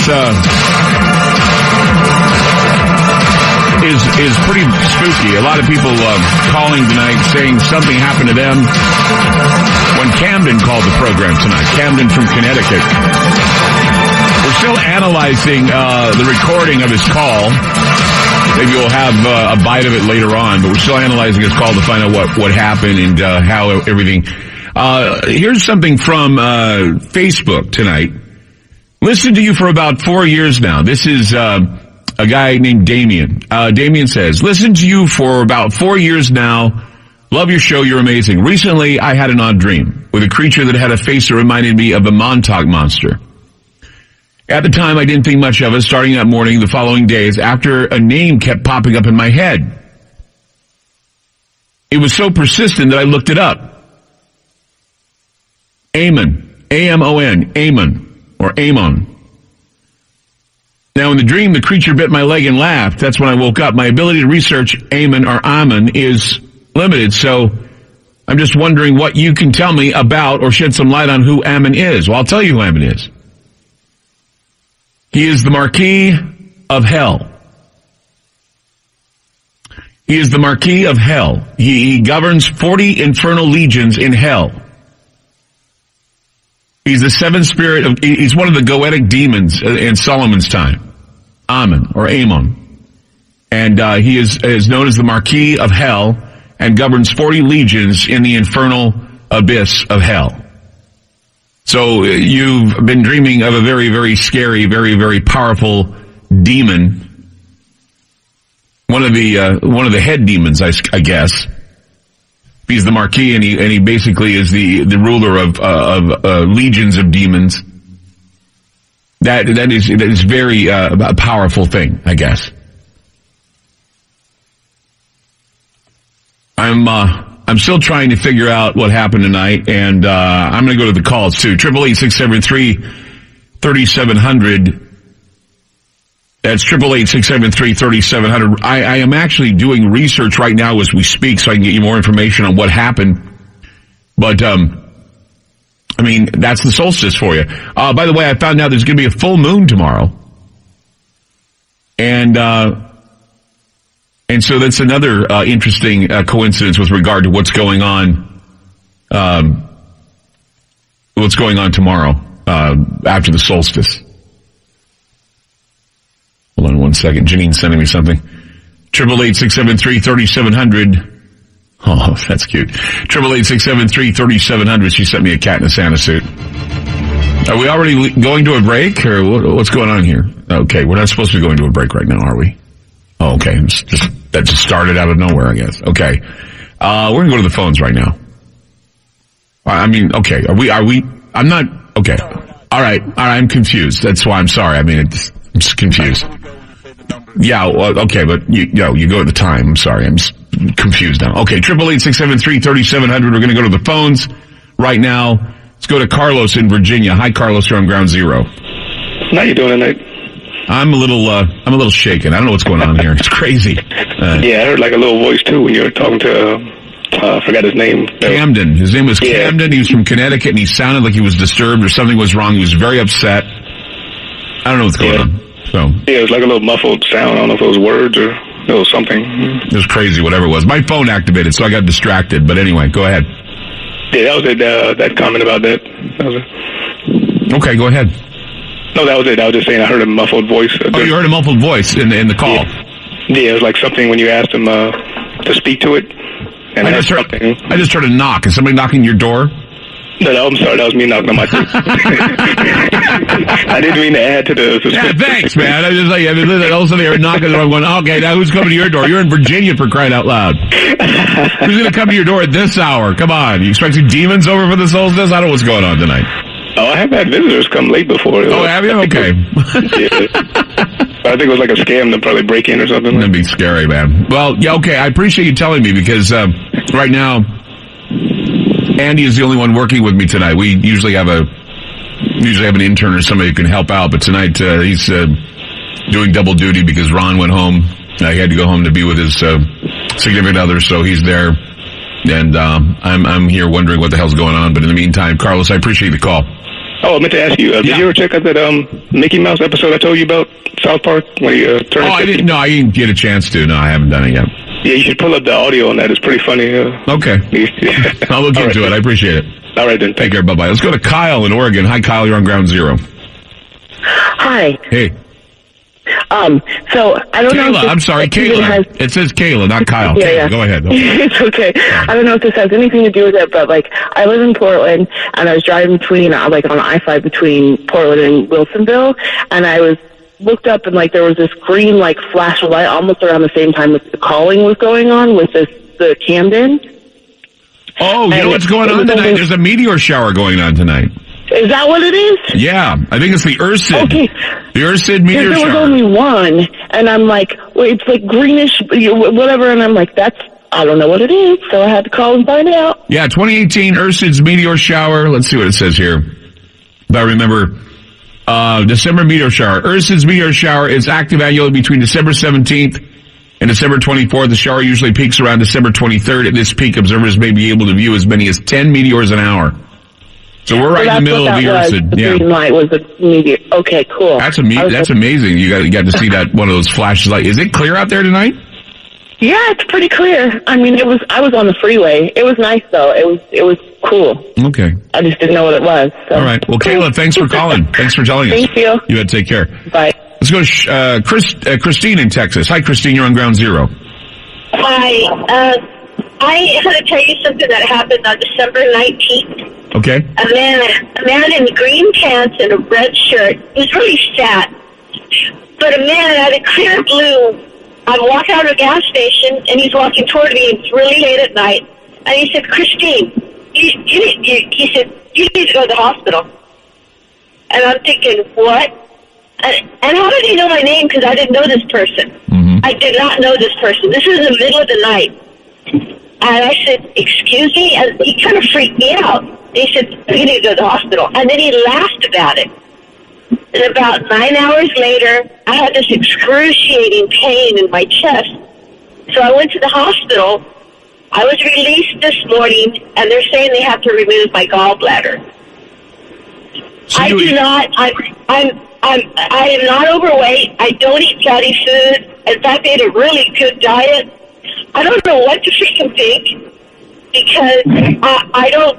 It does not run in my family either. And who was this man in a green pants and his red shirt out of the clear blue? It was like 2:00 in the morning, Clyde. And he told you needed to go to the hospital. Yeah, just and I wasn't feeling bad at the time. In fact, I went into the hospital. I went into the gas station because I needed gas for the next morning at like 6 o'clock in the morning. Is there anybody with you now? No. You're not hearing these weird sounds. I'm hearing weird sounds coming over the phone. Yeah, I can hear them, and it's been going on since I called. There's someone else in this car. I just got released from the hospital like 3 hours ago. There's something on your phone line, too. It keeps, it's not happening now, but it was happening earlier. Yeah. Something's going on tonight. Something weird is happening tonight, and this is something that's just completely out of my control. Listen, can you hear that? Hold on. Hold on a second. Listen carefully. Listen to this. There's a ticking now. Is that you? And my blinker's on. Your blinker's on. Okay, your blinker's on. I'm just need to ask because I'm hearing weird stuff on your phone. No, there's a voice. It sounds... Well, there's a woman and a man's voice in my car. My blinker should turn off now. Okay. Man. There it is again. Did you hear that? Yes. I'm telling you, I don't know what's... Clyde, I have lupus, but yeah, okay, that's lupus, but I get tested every single week because of my medicine, and all of a sudden they're telling me you have to have your gallbladder removed. I'm never removed on Christmas Day. Yay, thank you. This is just too bizarre, man. I don't know what to tell you, Chris. Did you hear that again? Did you hear that? Yeah. I'm by myself, Clyde. Where are you at? I'm in my car by myself. What time is it where you're at? It's 12:49 a.m. You should get home. You should go home. Why are you in your car? What? Because when I heard you on the show, I was like, I really need to call him because who's this green man in a red shirt telling me I need to go to the hospital? Then I get to the hospital and they keep me for over 24 hours. I didn't even know today was the 21st anymore. I've been asleep most of the time. I thought it was like the 20th. No, it's the 21st. It's solstice. And now solstice is escaping you. We have the meteor shower going to happen in a full moon, so it's going to be a strange night. What's your sign? I'm a Virgo. I'm wondering if this is affecting certain signs of the zodiac tonight, too. It's just bizarre. And what's weird is I did, at the hospital, I had my husband take a bottle of what's called, a bottle of medicine that you can buy over the counter to remove some of the stones. You can urinate them out. And then the doctor said, that's not going to work on it because it's a gallbladder. But when I started taking those, I started feeling better. But the doctor's like, yeah, that's in your mind. Because your gallbladder stones are definitely there. This is your gallbladder, and we don't have it removed, like, on Monday because it's too late. Right now it's military. Okay. Military hospital, they closed down. All right, I'm going to push this just for a little bit more, and then there it goes again. What is that damn sound? That is just... It's not... What is that sound? I'm not turning on anything. I'm not turning on anything, Clyde. There's nothing... I'm not turning on anything, not lighting a cigarette. I haven't opened a soda. I haven't opened my bottle of water. Okay, quickly. I haven't opened anything. There it is again. What did the guy look like? The guy was about 5... He's my husband's size, about 5'11". He had a long beard on him, white like my husband. Long white beard. He was wearing a red shirt and green pants, and he had on boots. And what I thought when he first talked to me, I was like, oh, how cute. He's coming off of his Santa duty, for taking pictures at a mall, or maybe he's going in. I don't know. I thought he's just like, what I mean. It's red and green. I thought Santa, but I don't know. Maybe it's stupid. I don't know. But why would he say you're going to be in the hospital? You should go to the hospital. And then he laughed about it. I mean, he was hysterically laughing. Wow, Christine, what a story. There he is again. What is that damn thing coming over the phone? I don't know, and I'm serious. The street right now is empty. There's me, and I can see one car behind me, and then, of course, there's that one car in front of me, but they're, like, way up there. You can just barely see their taillights. Well, Christine, get home. I will, and Merry Christmas to you and your wife, and you're always in my prayers. And good luck to you at the hospital. Send me an email when you're out, okay? I will. I don't know your email address. GroundZeroPDX@yahoo.com. GroundZeroPDX@yahoo.com, okay? Okay. All right, good night. Bye, and, good night. Bye-bye. Good night, bye-bye. Oh, my God, what a night. 888-673-3700. That's 888-673-3700. We'll be back. We got a short time to tell you about our end of the year party. It's going to be on the 29th. It's the 29th, and we'd love to have you there. So come on out. It's at Paradise, 12423 Southeast Halsey. That's 12423 Southeast Halsey. We're going to have all kinds of fun things going on. We're going to sing karaoke, do a little Ground Zero Lounge, tell a few ghost stories, the whole thing, the whole routine.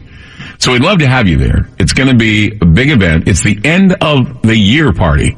You'll be able to have your New Year's parties, but we're having an end of the year party just to have some fun, wrapping up the new year in style. It's the end of the game, end of the year, and we'd love to see you there. Paradise Lounge, we're very happy to have you coming on out to it. 888-673-3700. 888-673-3700. More Ground Zero to come in the final hour. Let's hear from you tonight. We're going to open up a few lines tonight. A lot of people having questions about what's going on. I don't know what's going on. That last call was terrifying. The calls are getting even weirder now because it is solstice. Some guy looking with white hair telling a girl that she's got to get something going on. She's sick and she ends up getting a gallbladder attack. That's creepy. And then, of course, there's Camden calling the program. A lot of people saying they heard strange things. I heard strange things on that last call. I heard strange, weird voices on that last call. I don't know. Maybe you heard that. And when I hear them, I'll acknowledge them. 888-673-3700. It's 888-673-3700. I'm Clyde Lewis. You're listening to Ground Zero, and we'll be back.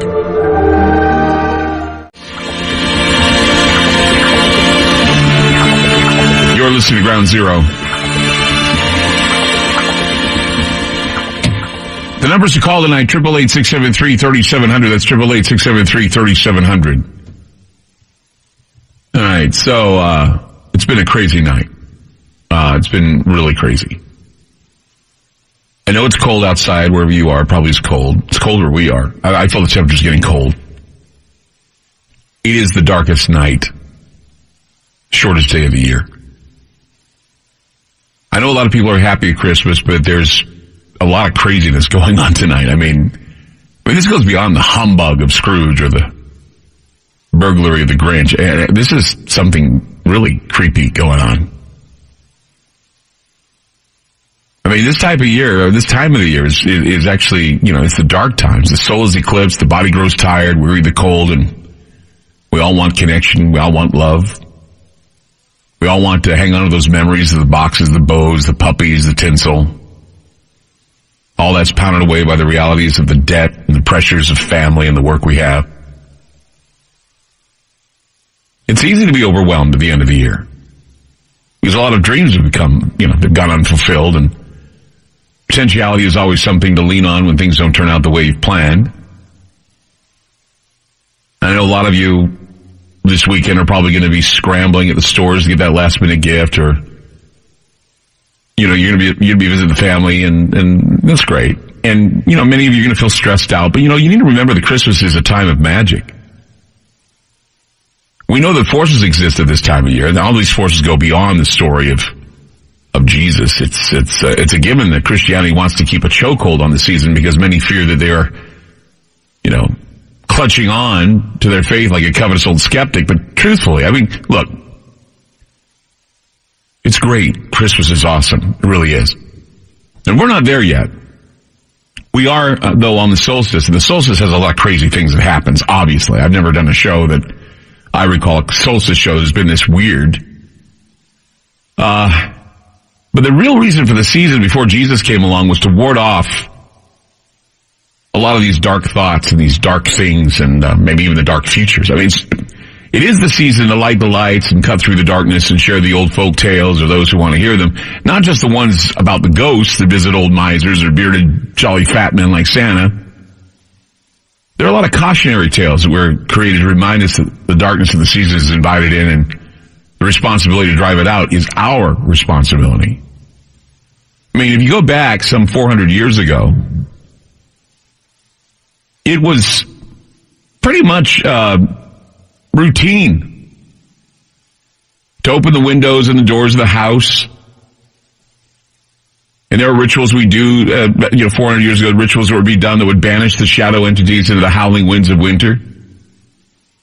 Back then, you'd have a candle, and candle was lit in every household to protect it from the winter demons.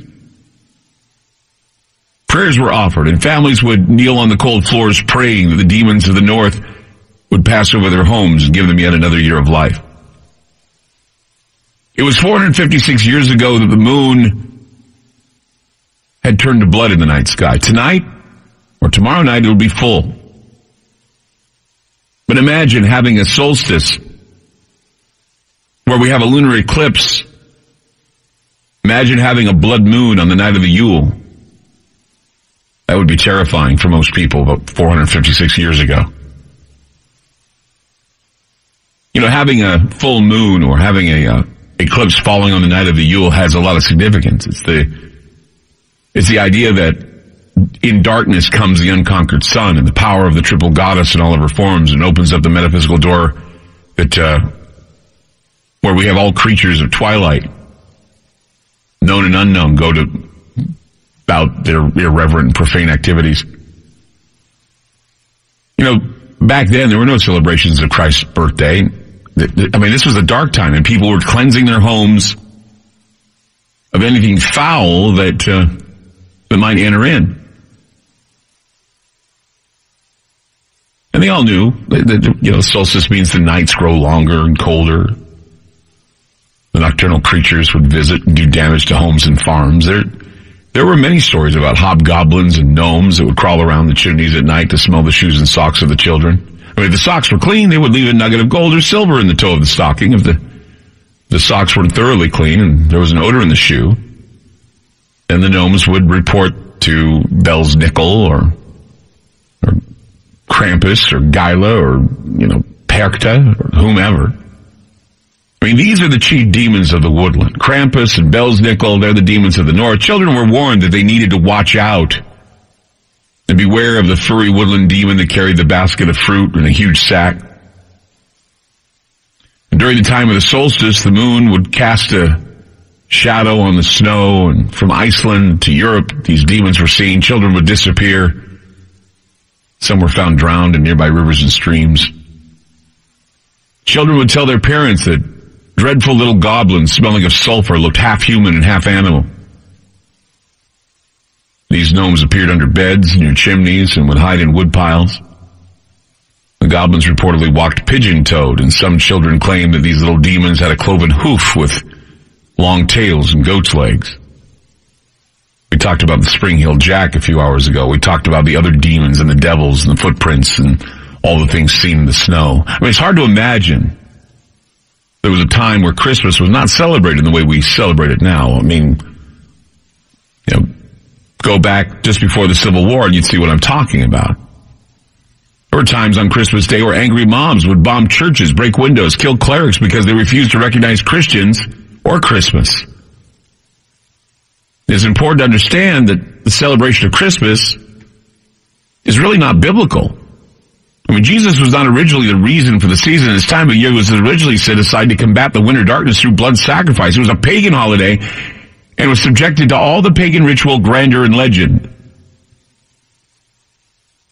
Midwinterblot.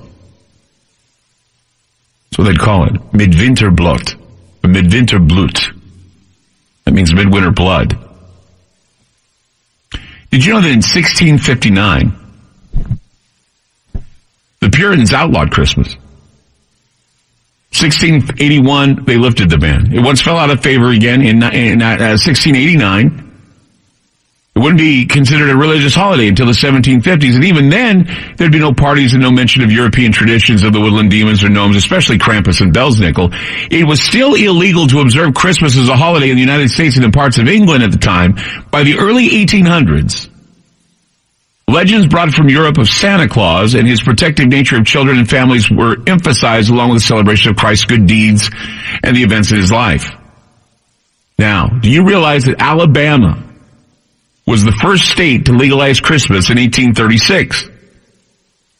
Boston, Massachusetts legalized Christmas in 1856. It was illegal to recognize Christmas in the state of Oklahoma until a law passed lifting the ban in 1907. That's, I mean, come on. That's not that long ago when you think about it. Christmas in its present state has managed to keep the evil gnomes and woodland demons at bay. However, there seems to be a hole in the veil that is allowing these creatures to make a return to the present. Some of these strange activities have been happening tonight on this program. Nothing planned. Not at all. Trying to keep track of what's going on, actually. Call came in of Camden who said he saw some strange solstice angel or dark angel or demon in his home. We had another call of, we may get back to these calls, another call of someone who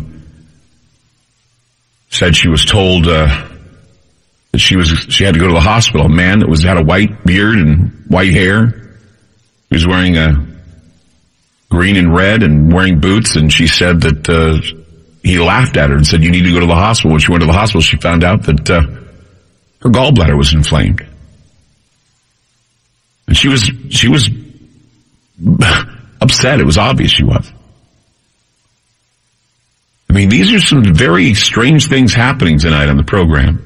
A lot of sightings, a lot of strange activities. And so here we are in the last hour of our solstice show.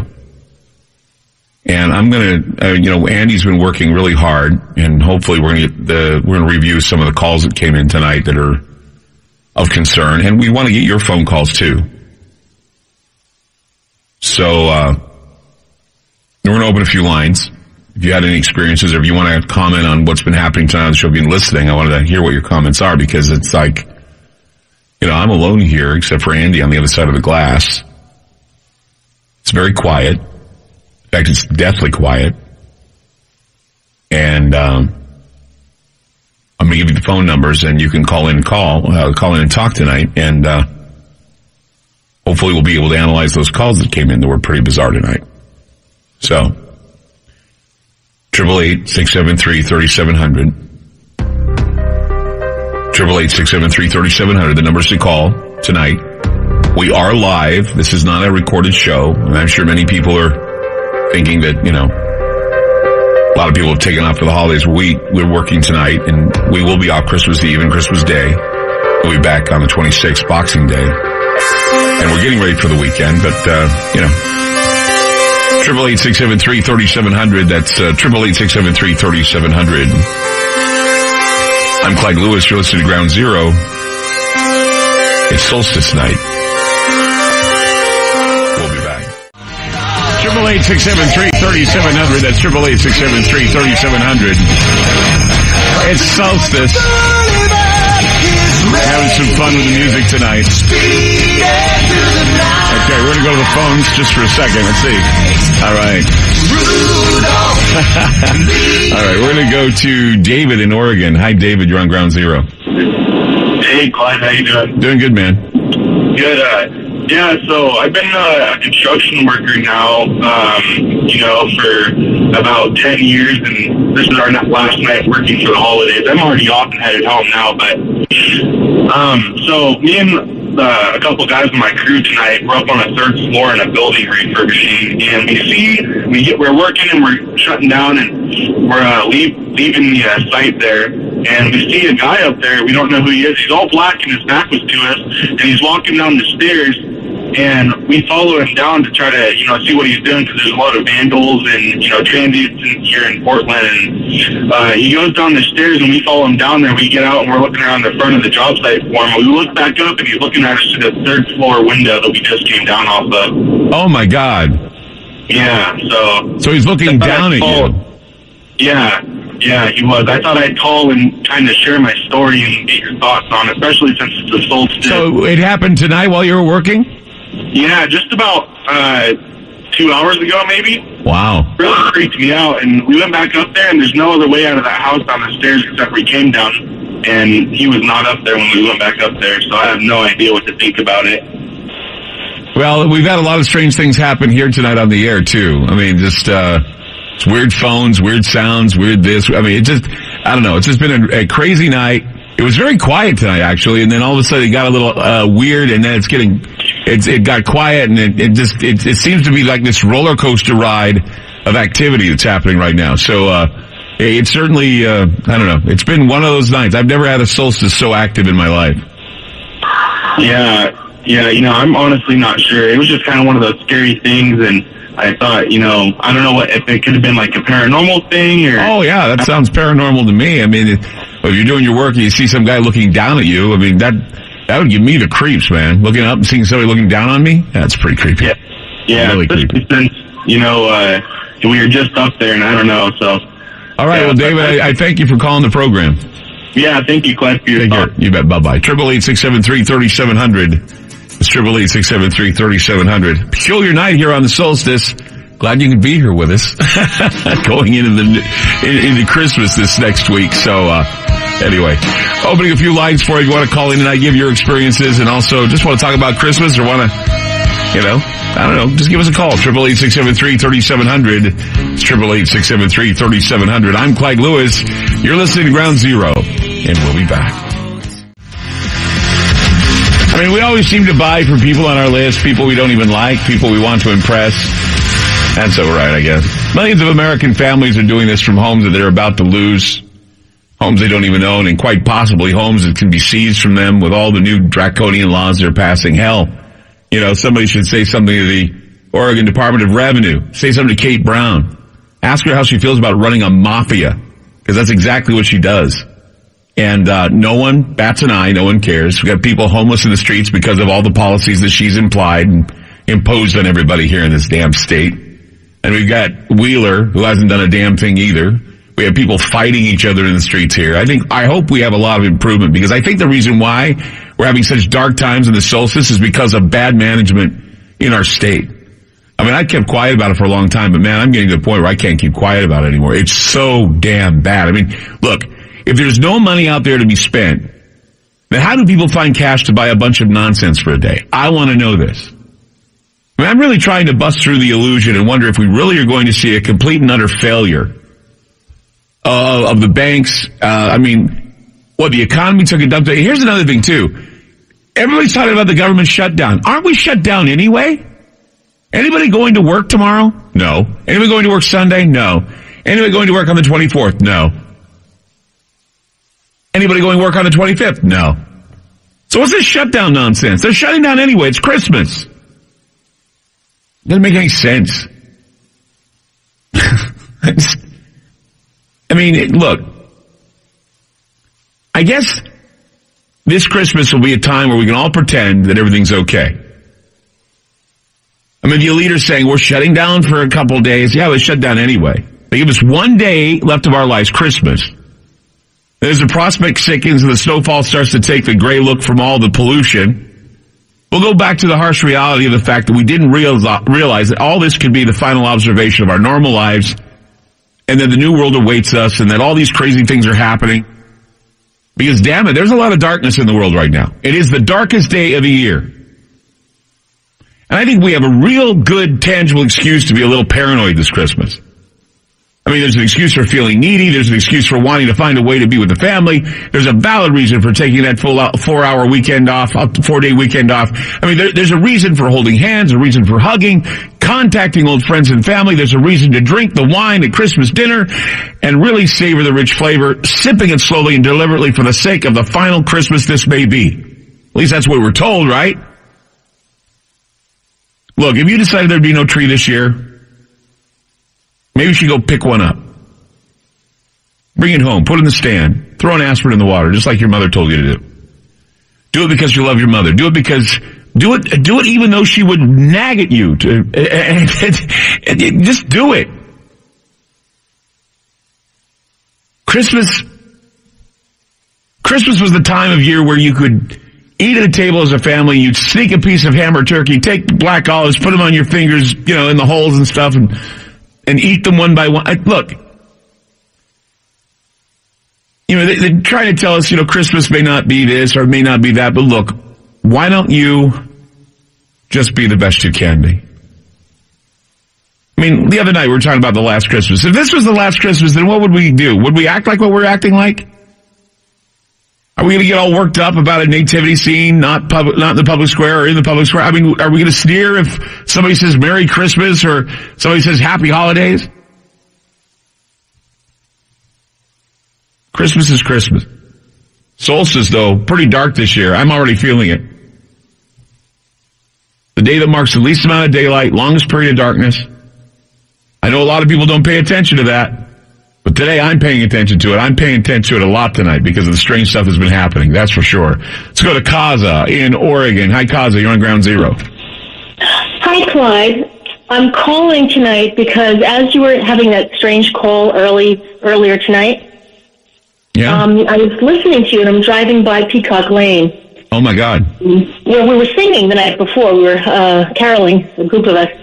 So tonight I'm driving by and I'm hearing you talk, and just then that guy's voice comes on in that strange timbre that he had. It was almost high-pitched, and I heard the sounds that you were talking about, so I was moved to call because I've seen a lot of strange things. I used to run seance groups in New York City. Mm-hmm. So I'm used to a lot of bizarro things happening. Right. But that on your phone, when I was listening to you on the radio, I thought, first of all, my thought was that you were showing a great deal of compassion and empathy and kindness because you don't know who's calling you in or what their state of mind is. Right. Then I heard the noises, and I heard your phone go on, and it sent a chill up my spine. It was very, very bizarre. Yeah, it was. Let me play a portion of that call so people know what you're talking about. For those of you who don't know, there was a guy named Camden.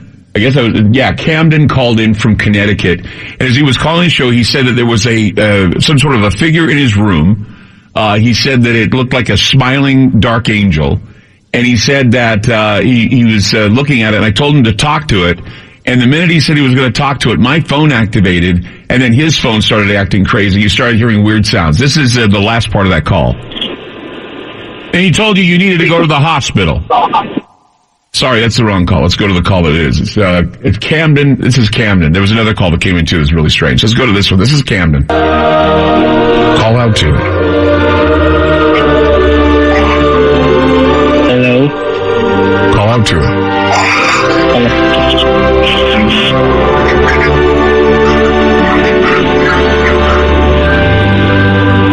Is it saying anything to you? It says that it's my Aunt Karen. It's calling to your Aunt Karen? It's telling me that it's my Aunt Karen. Did your Aunt Karen die? No, she died. She did die? Yeah. And that's all we got of Camden. When he called in, we could hear the strange sounds. When my phone activated, everything went strange, and then we heard these strange sounds over the phone. But he said that he had some sort of a dark angel in his house, and he said he couldn't get rid of it. He said it was his Aunt Karen. So I normally love going into people's basements and attics because that's where, scary stuff happens. But yeah, when I heard your call when that thing happened, it sent chills up my spine. It was very bizarre. Did you hear the call with Christine? I did. And about the guy that told her that she needed to go to the hospital? Yes. Let me play that call again while we're talking about Akaza. Here is a call from Christine, who said that a man with a beard and white hair wearing, I think it was like a red shirt and green pants and wearing boots, came out and told her she needed to go to the hospital. She went to the hospital, found out that she has gallbladder problems. Listen to this. And he told you needed to go to the hospital. Yeah, and I wasn't feeling bad at the time. In fact, I went into the hospital. I went into the gas station because I needed gas for the next morning at like 6 o'clock in the morning. Is there anybody with you now? No. You're not hearing these weird sounds. I'm hearing weird sounds coming over the phone. Yeah, I can hear them, and it's been going on since I called. There's someone else in this car. I just got released from the hospital like 3 hours ago. There's something on your phone line, too. It keeps, it's not happening now, but it was happening earlier. Yeah. Something's going on tonight. Something weird is happening tonight, and this is something that's just completely out of my control. So I was calling all this out while it was happening on the phone because I could hear it. It was some sort of, guttural sounds, weird sounds were going over the phone. So I don't know, Kaza, what do you make of it? I mean, you said that now when you do these seances, are you a medium? Yes. And so what we discovered is that it was always two of us that would be leading these groups in New York City. And what we found was that a lot of people were really frightened by these dark energies or we would get visualizations. And so people sometimes would be frightened by it. And what we were trying to tell them, and this is how we were taught too, is that it's merely entities and you interpret them as you see them, depending on the filter that you're looking through wherever you are in your life. Right. If you're in a good place, if you're in a forgiving place. The first couple of times some of us saw them, we would be frightened, and then, our teachers just walked us through it and said, look, these are just entities coming through. Right. Interpret them with love and protect yourself with, prayers and meditation. But a lot of times people can interpret people coming through, like maybe his aunt that was coming through that died, and he gets frightened because he's not used to the energy, and we see Hollywood portraying this stuff in a very frightening way. It's always devils with teeth and, how to get you for some wrong that you've done. Right. But a lot of times spirits are coming through, and this is my belief, of course, that they are coming through out of love and compassion and trying to give guidance to us when we're in our darkest moment, when we lose someone. We're very dark, we're very grief-stricken, and that's when we're most open to other energies coming in, especially loving energies. Mm-hmm. So we can just interpret them in a negative way, but I hope Camden interprets this positively. We think you showed a great deal of compassion, and you were very actively listening to him. And that's what moved me to call tonight, is how actively you were listening to him and giving him respect and empathy. Well, Kaza, thank you. Yeah, I mean, when people are having these experiences, they're having them over the phone. They took the time to call, so I should have the decency to take the time to listen to what they have to say. And believe me, it was a creepy call, and didn't know how to react to it after a while. But of course, also Christine's call was also equally moving. She said that she had a visit of somebody telling her to go to the hospital, and she did. They found out there was something wrong with her liver. She said she's never had health problems before, and then all of a sudden to have a guy who was a bearded guy with white hair and telling her that she's, it's almost like those Phantom Santa stories we were talking about earlier. So it's just creepy night. Solstice night, that was creepy. Absolutely, could be an angel coming to her aid too. Could be. Who knows? Could be. Angels can be kind of eerie as well. Kaza, thank you for the call. Yes, thanks for listening. Bye. Bye-bye. 888-673-3700. 888-673-3700. We'll get some more calls, and we're going to call it a night before Christmas. Okay? So we'll be back with more. Don't go away. 888-673-3700. That's 888-673-3700. Let's go to Scott in Minnesota. Hi, Scott. You're on Ground Zero. Hey, Clyde. Hey, man. I used to listen to a Bible teacher who knew Hebrew, and he would translate. He said that Christmas trees were against the law in the early colonies. Yeah, because a lot of the Puritans didn't believe in celebrating Christmas. People don't realize that Christmas celebrations are only about 100 years old right now, a little over 100 years old, almost, probably 200 years old. We haven't celebrated Christmas like this. I mean, people will say, oh, it's Jesus' birthday. No one celebrated Jesus' birthday until about 100 years ago. No one. I agree. He wasn't born on that day. I'm kind of a Christian, But well, I mean, no, he wasn't. But I mean, we observed the holiday. The observance of the holiday. I mean, the holiday was declared, but it wasn't celebrated like it is now with all of the presents and the Santa Claus and all this stuff. I mean, we had Father Christmas, we had Santa Claus, we had Krampus, we had all those characters. They just didn't ship well or pack well when they went overseas to the United States, and so the Puritans really didn't like Christmas. In fact, they outlawed it. Yeah, because they're afraid of this thing. Well, people would party and they'd have sex and all kinds of crazy stuff. They do all the pagan things that they weren't supposed to do, Okay. And we still do all the pagan things we're not supposed to do. You realize that? Yeah. So, I mean, that's why. Did a few of your ladies called in when I was a little girl? Santa opened my bedroom door and it scared me. One girl came down the staircase and seen him in her living room. Mm-hmm. Was that on Christmas Eve, Clyde, or are you talking only solstice? No, that was on Christmas Eve. I mean, those stories they were compiled by a guy named Stephen Wagner, and we were talking with him. We were in contact with him. He's a writer and actor, and right now he's not available. But he said we could talk about the stories. But yeah, the stories are just basically stories of people when they were children, except for that 37-year-old guy who said that he ran into a guy at the dumpster who knew him by name and he didn't know who he was. And it was another situation like we had with Christine, where, she said that she saw a guy that was a bearded guy and told her she needed to go to the hospital. When she went there, they found out she had something wrong with her gallbladder. But this is a guy that he was 37 years old, taking stuff to the dumpster. He runs into a guy with long white hair and a long beard. He's wearing suspenders and a green shirt. And he says, "Hey, Richard, how you doing?" And he says, "I didn't know the guy. I know who he was." But he said, "Hey, Richard," to me, as if he knew me, like he knew me forever. Yeah, that's creepy, And going back to the Christmas tree, so this came out of Europe, this Krampus thing that became the American Santa Claus. Is that where Krampus? Well, no, Krampus was always the bad cop to Santa's good cop. He'd follow St. Nicholas around everywhere. He was around a lot longer than Santa Claus or St. Nicholas was. It was always. That's why the trees were illegal in America in the early days. Is that? I don't think so. I think they were because they didn't want anything dealing with paganism. I mean, look. Everything about Halloween, Thanksgiving, and Christmas, we've separated the holidays. But in the ancient times, they all came together. It was the Feast of Saturnalia, the Feast of St. Nicholas, plenty of feasting, like Thanksgiving is our feast time. There were the witches, the warlocks, the treachery. It all gave way to rituals, sacrifices. It opened the minds to all kinds of paranormal ideas. And, a lot of people saw it as tomfoolery and said, hey, we don't want to celebrate this. So then religion came along, and that's why. I wish you could find an elder. Oh. Hello? Santa Claus on this stuff we had Father Christmas yet. What the hell is this? What was that? Did you hear that? It just doesn't stop.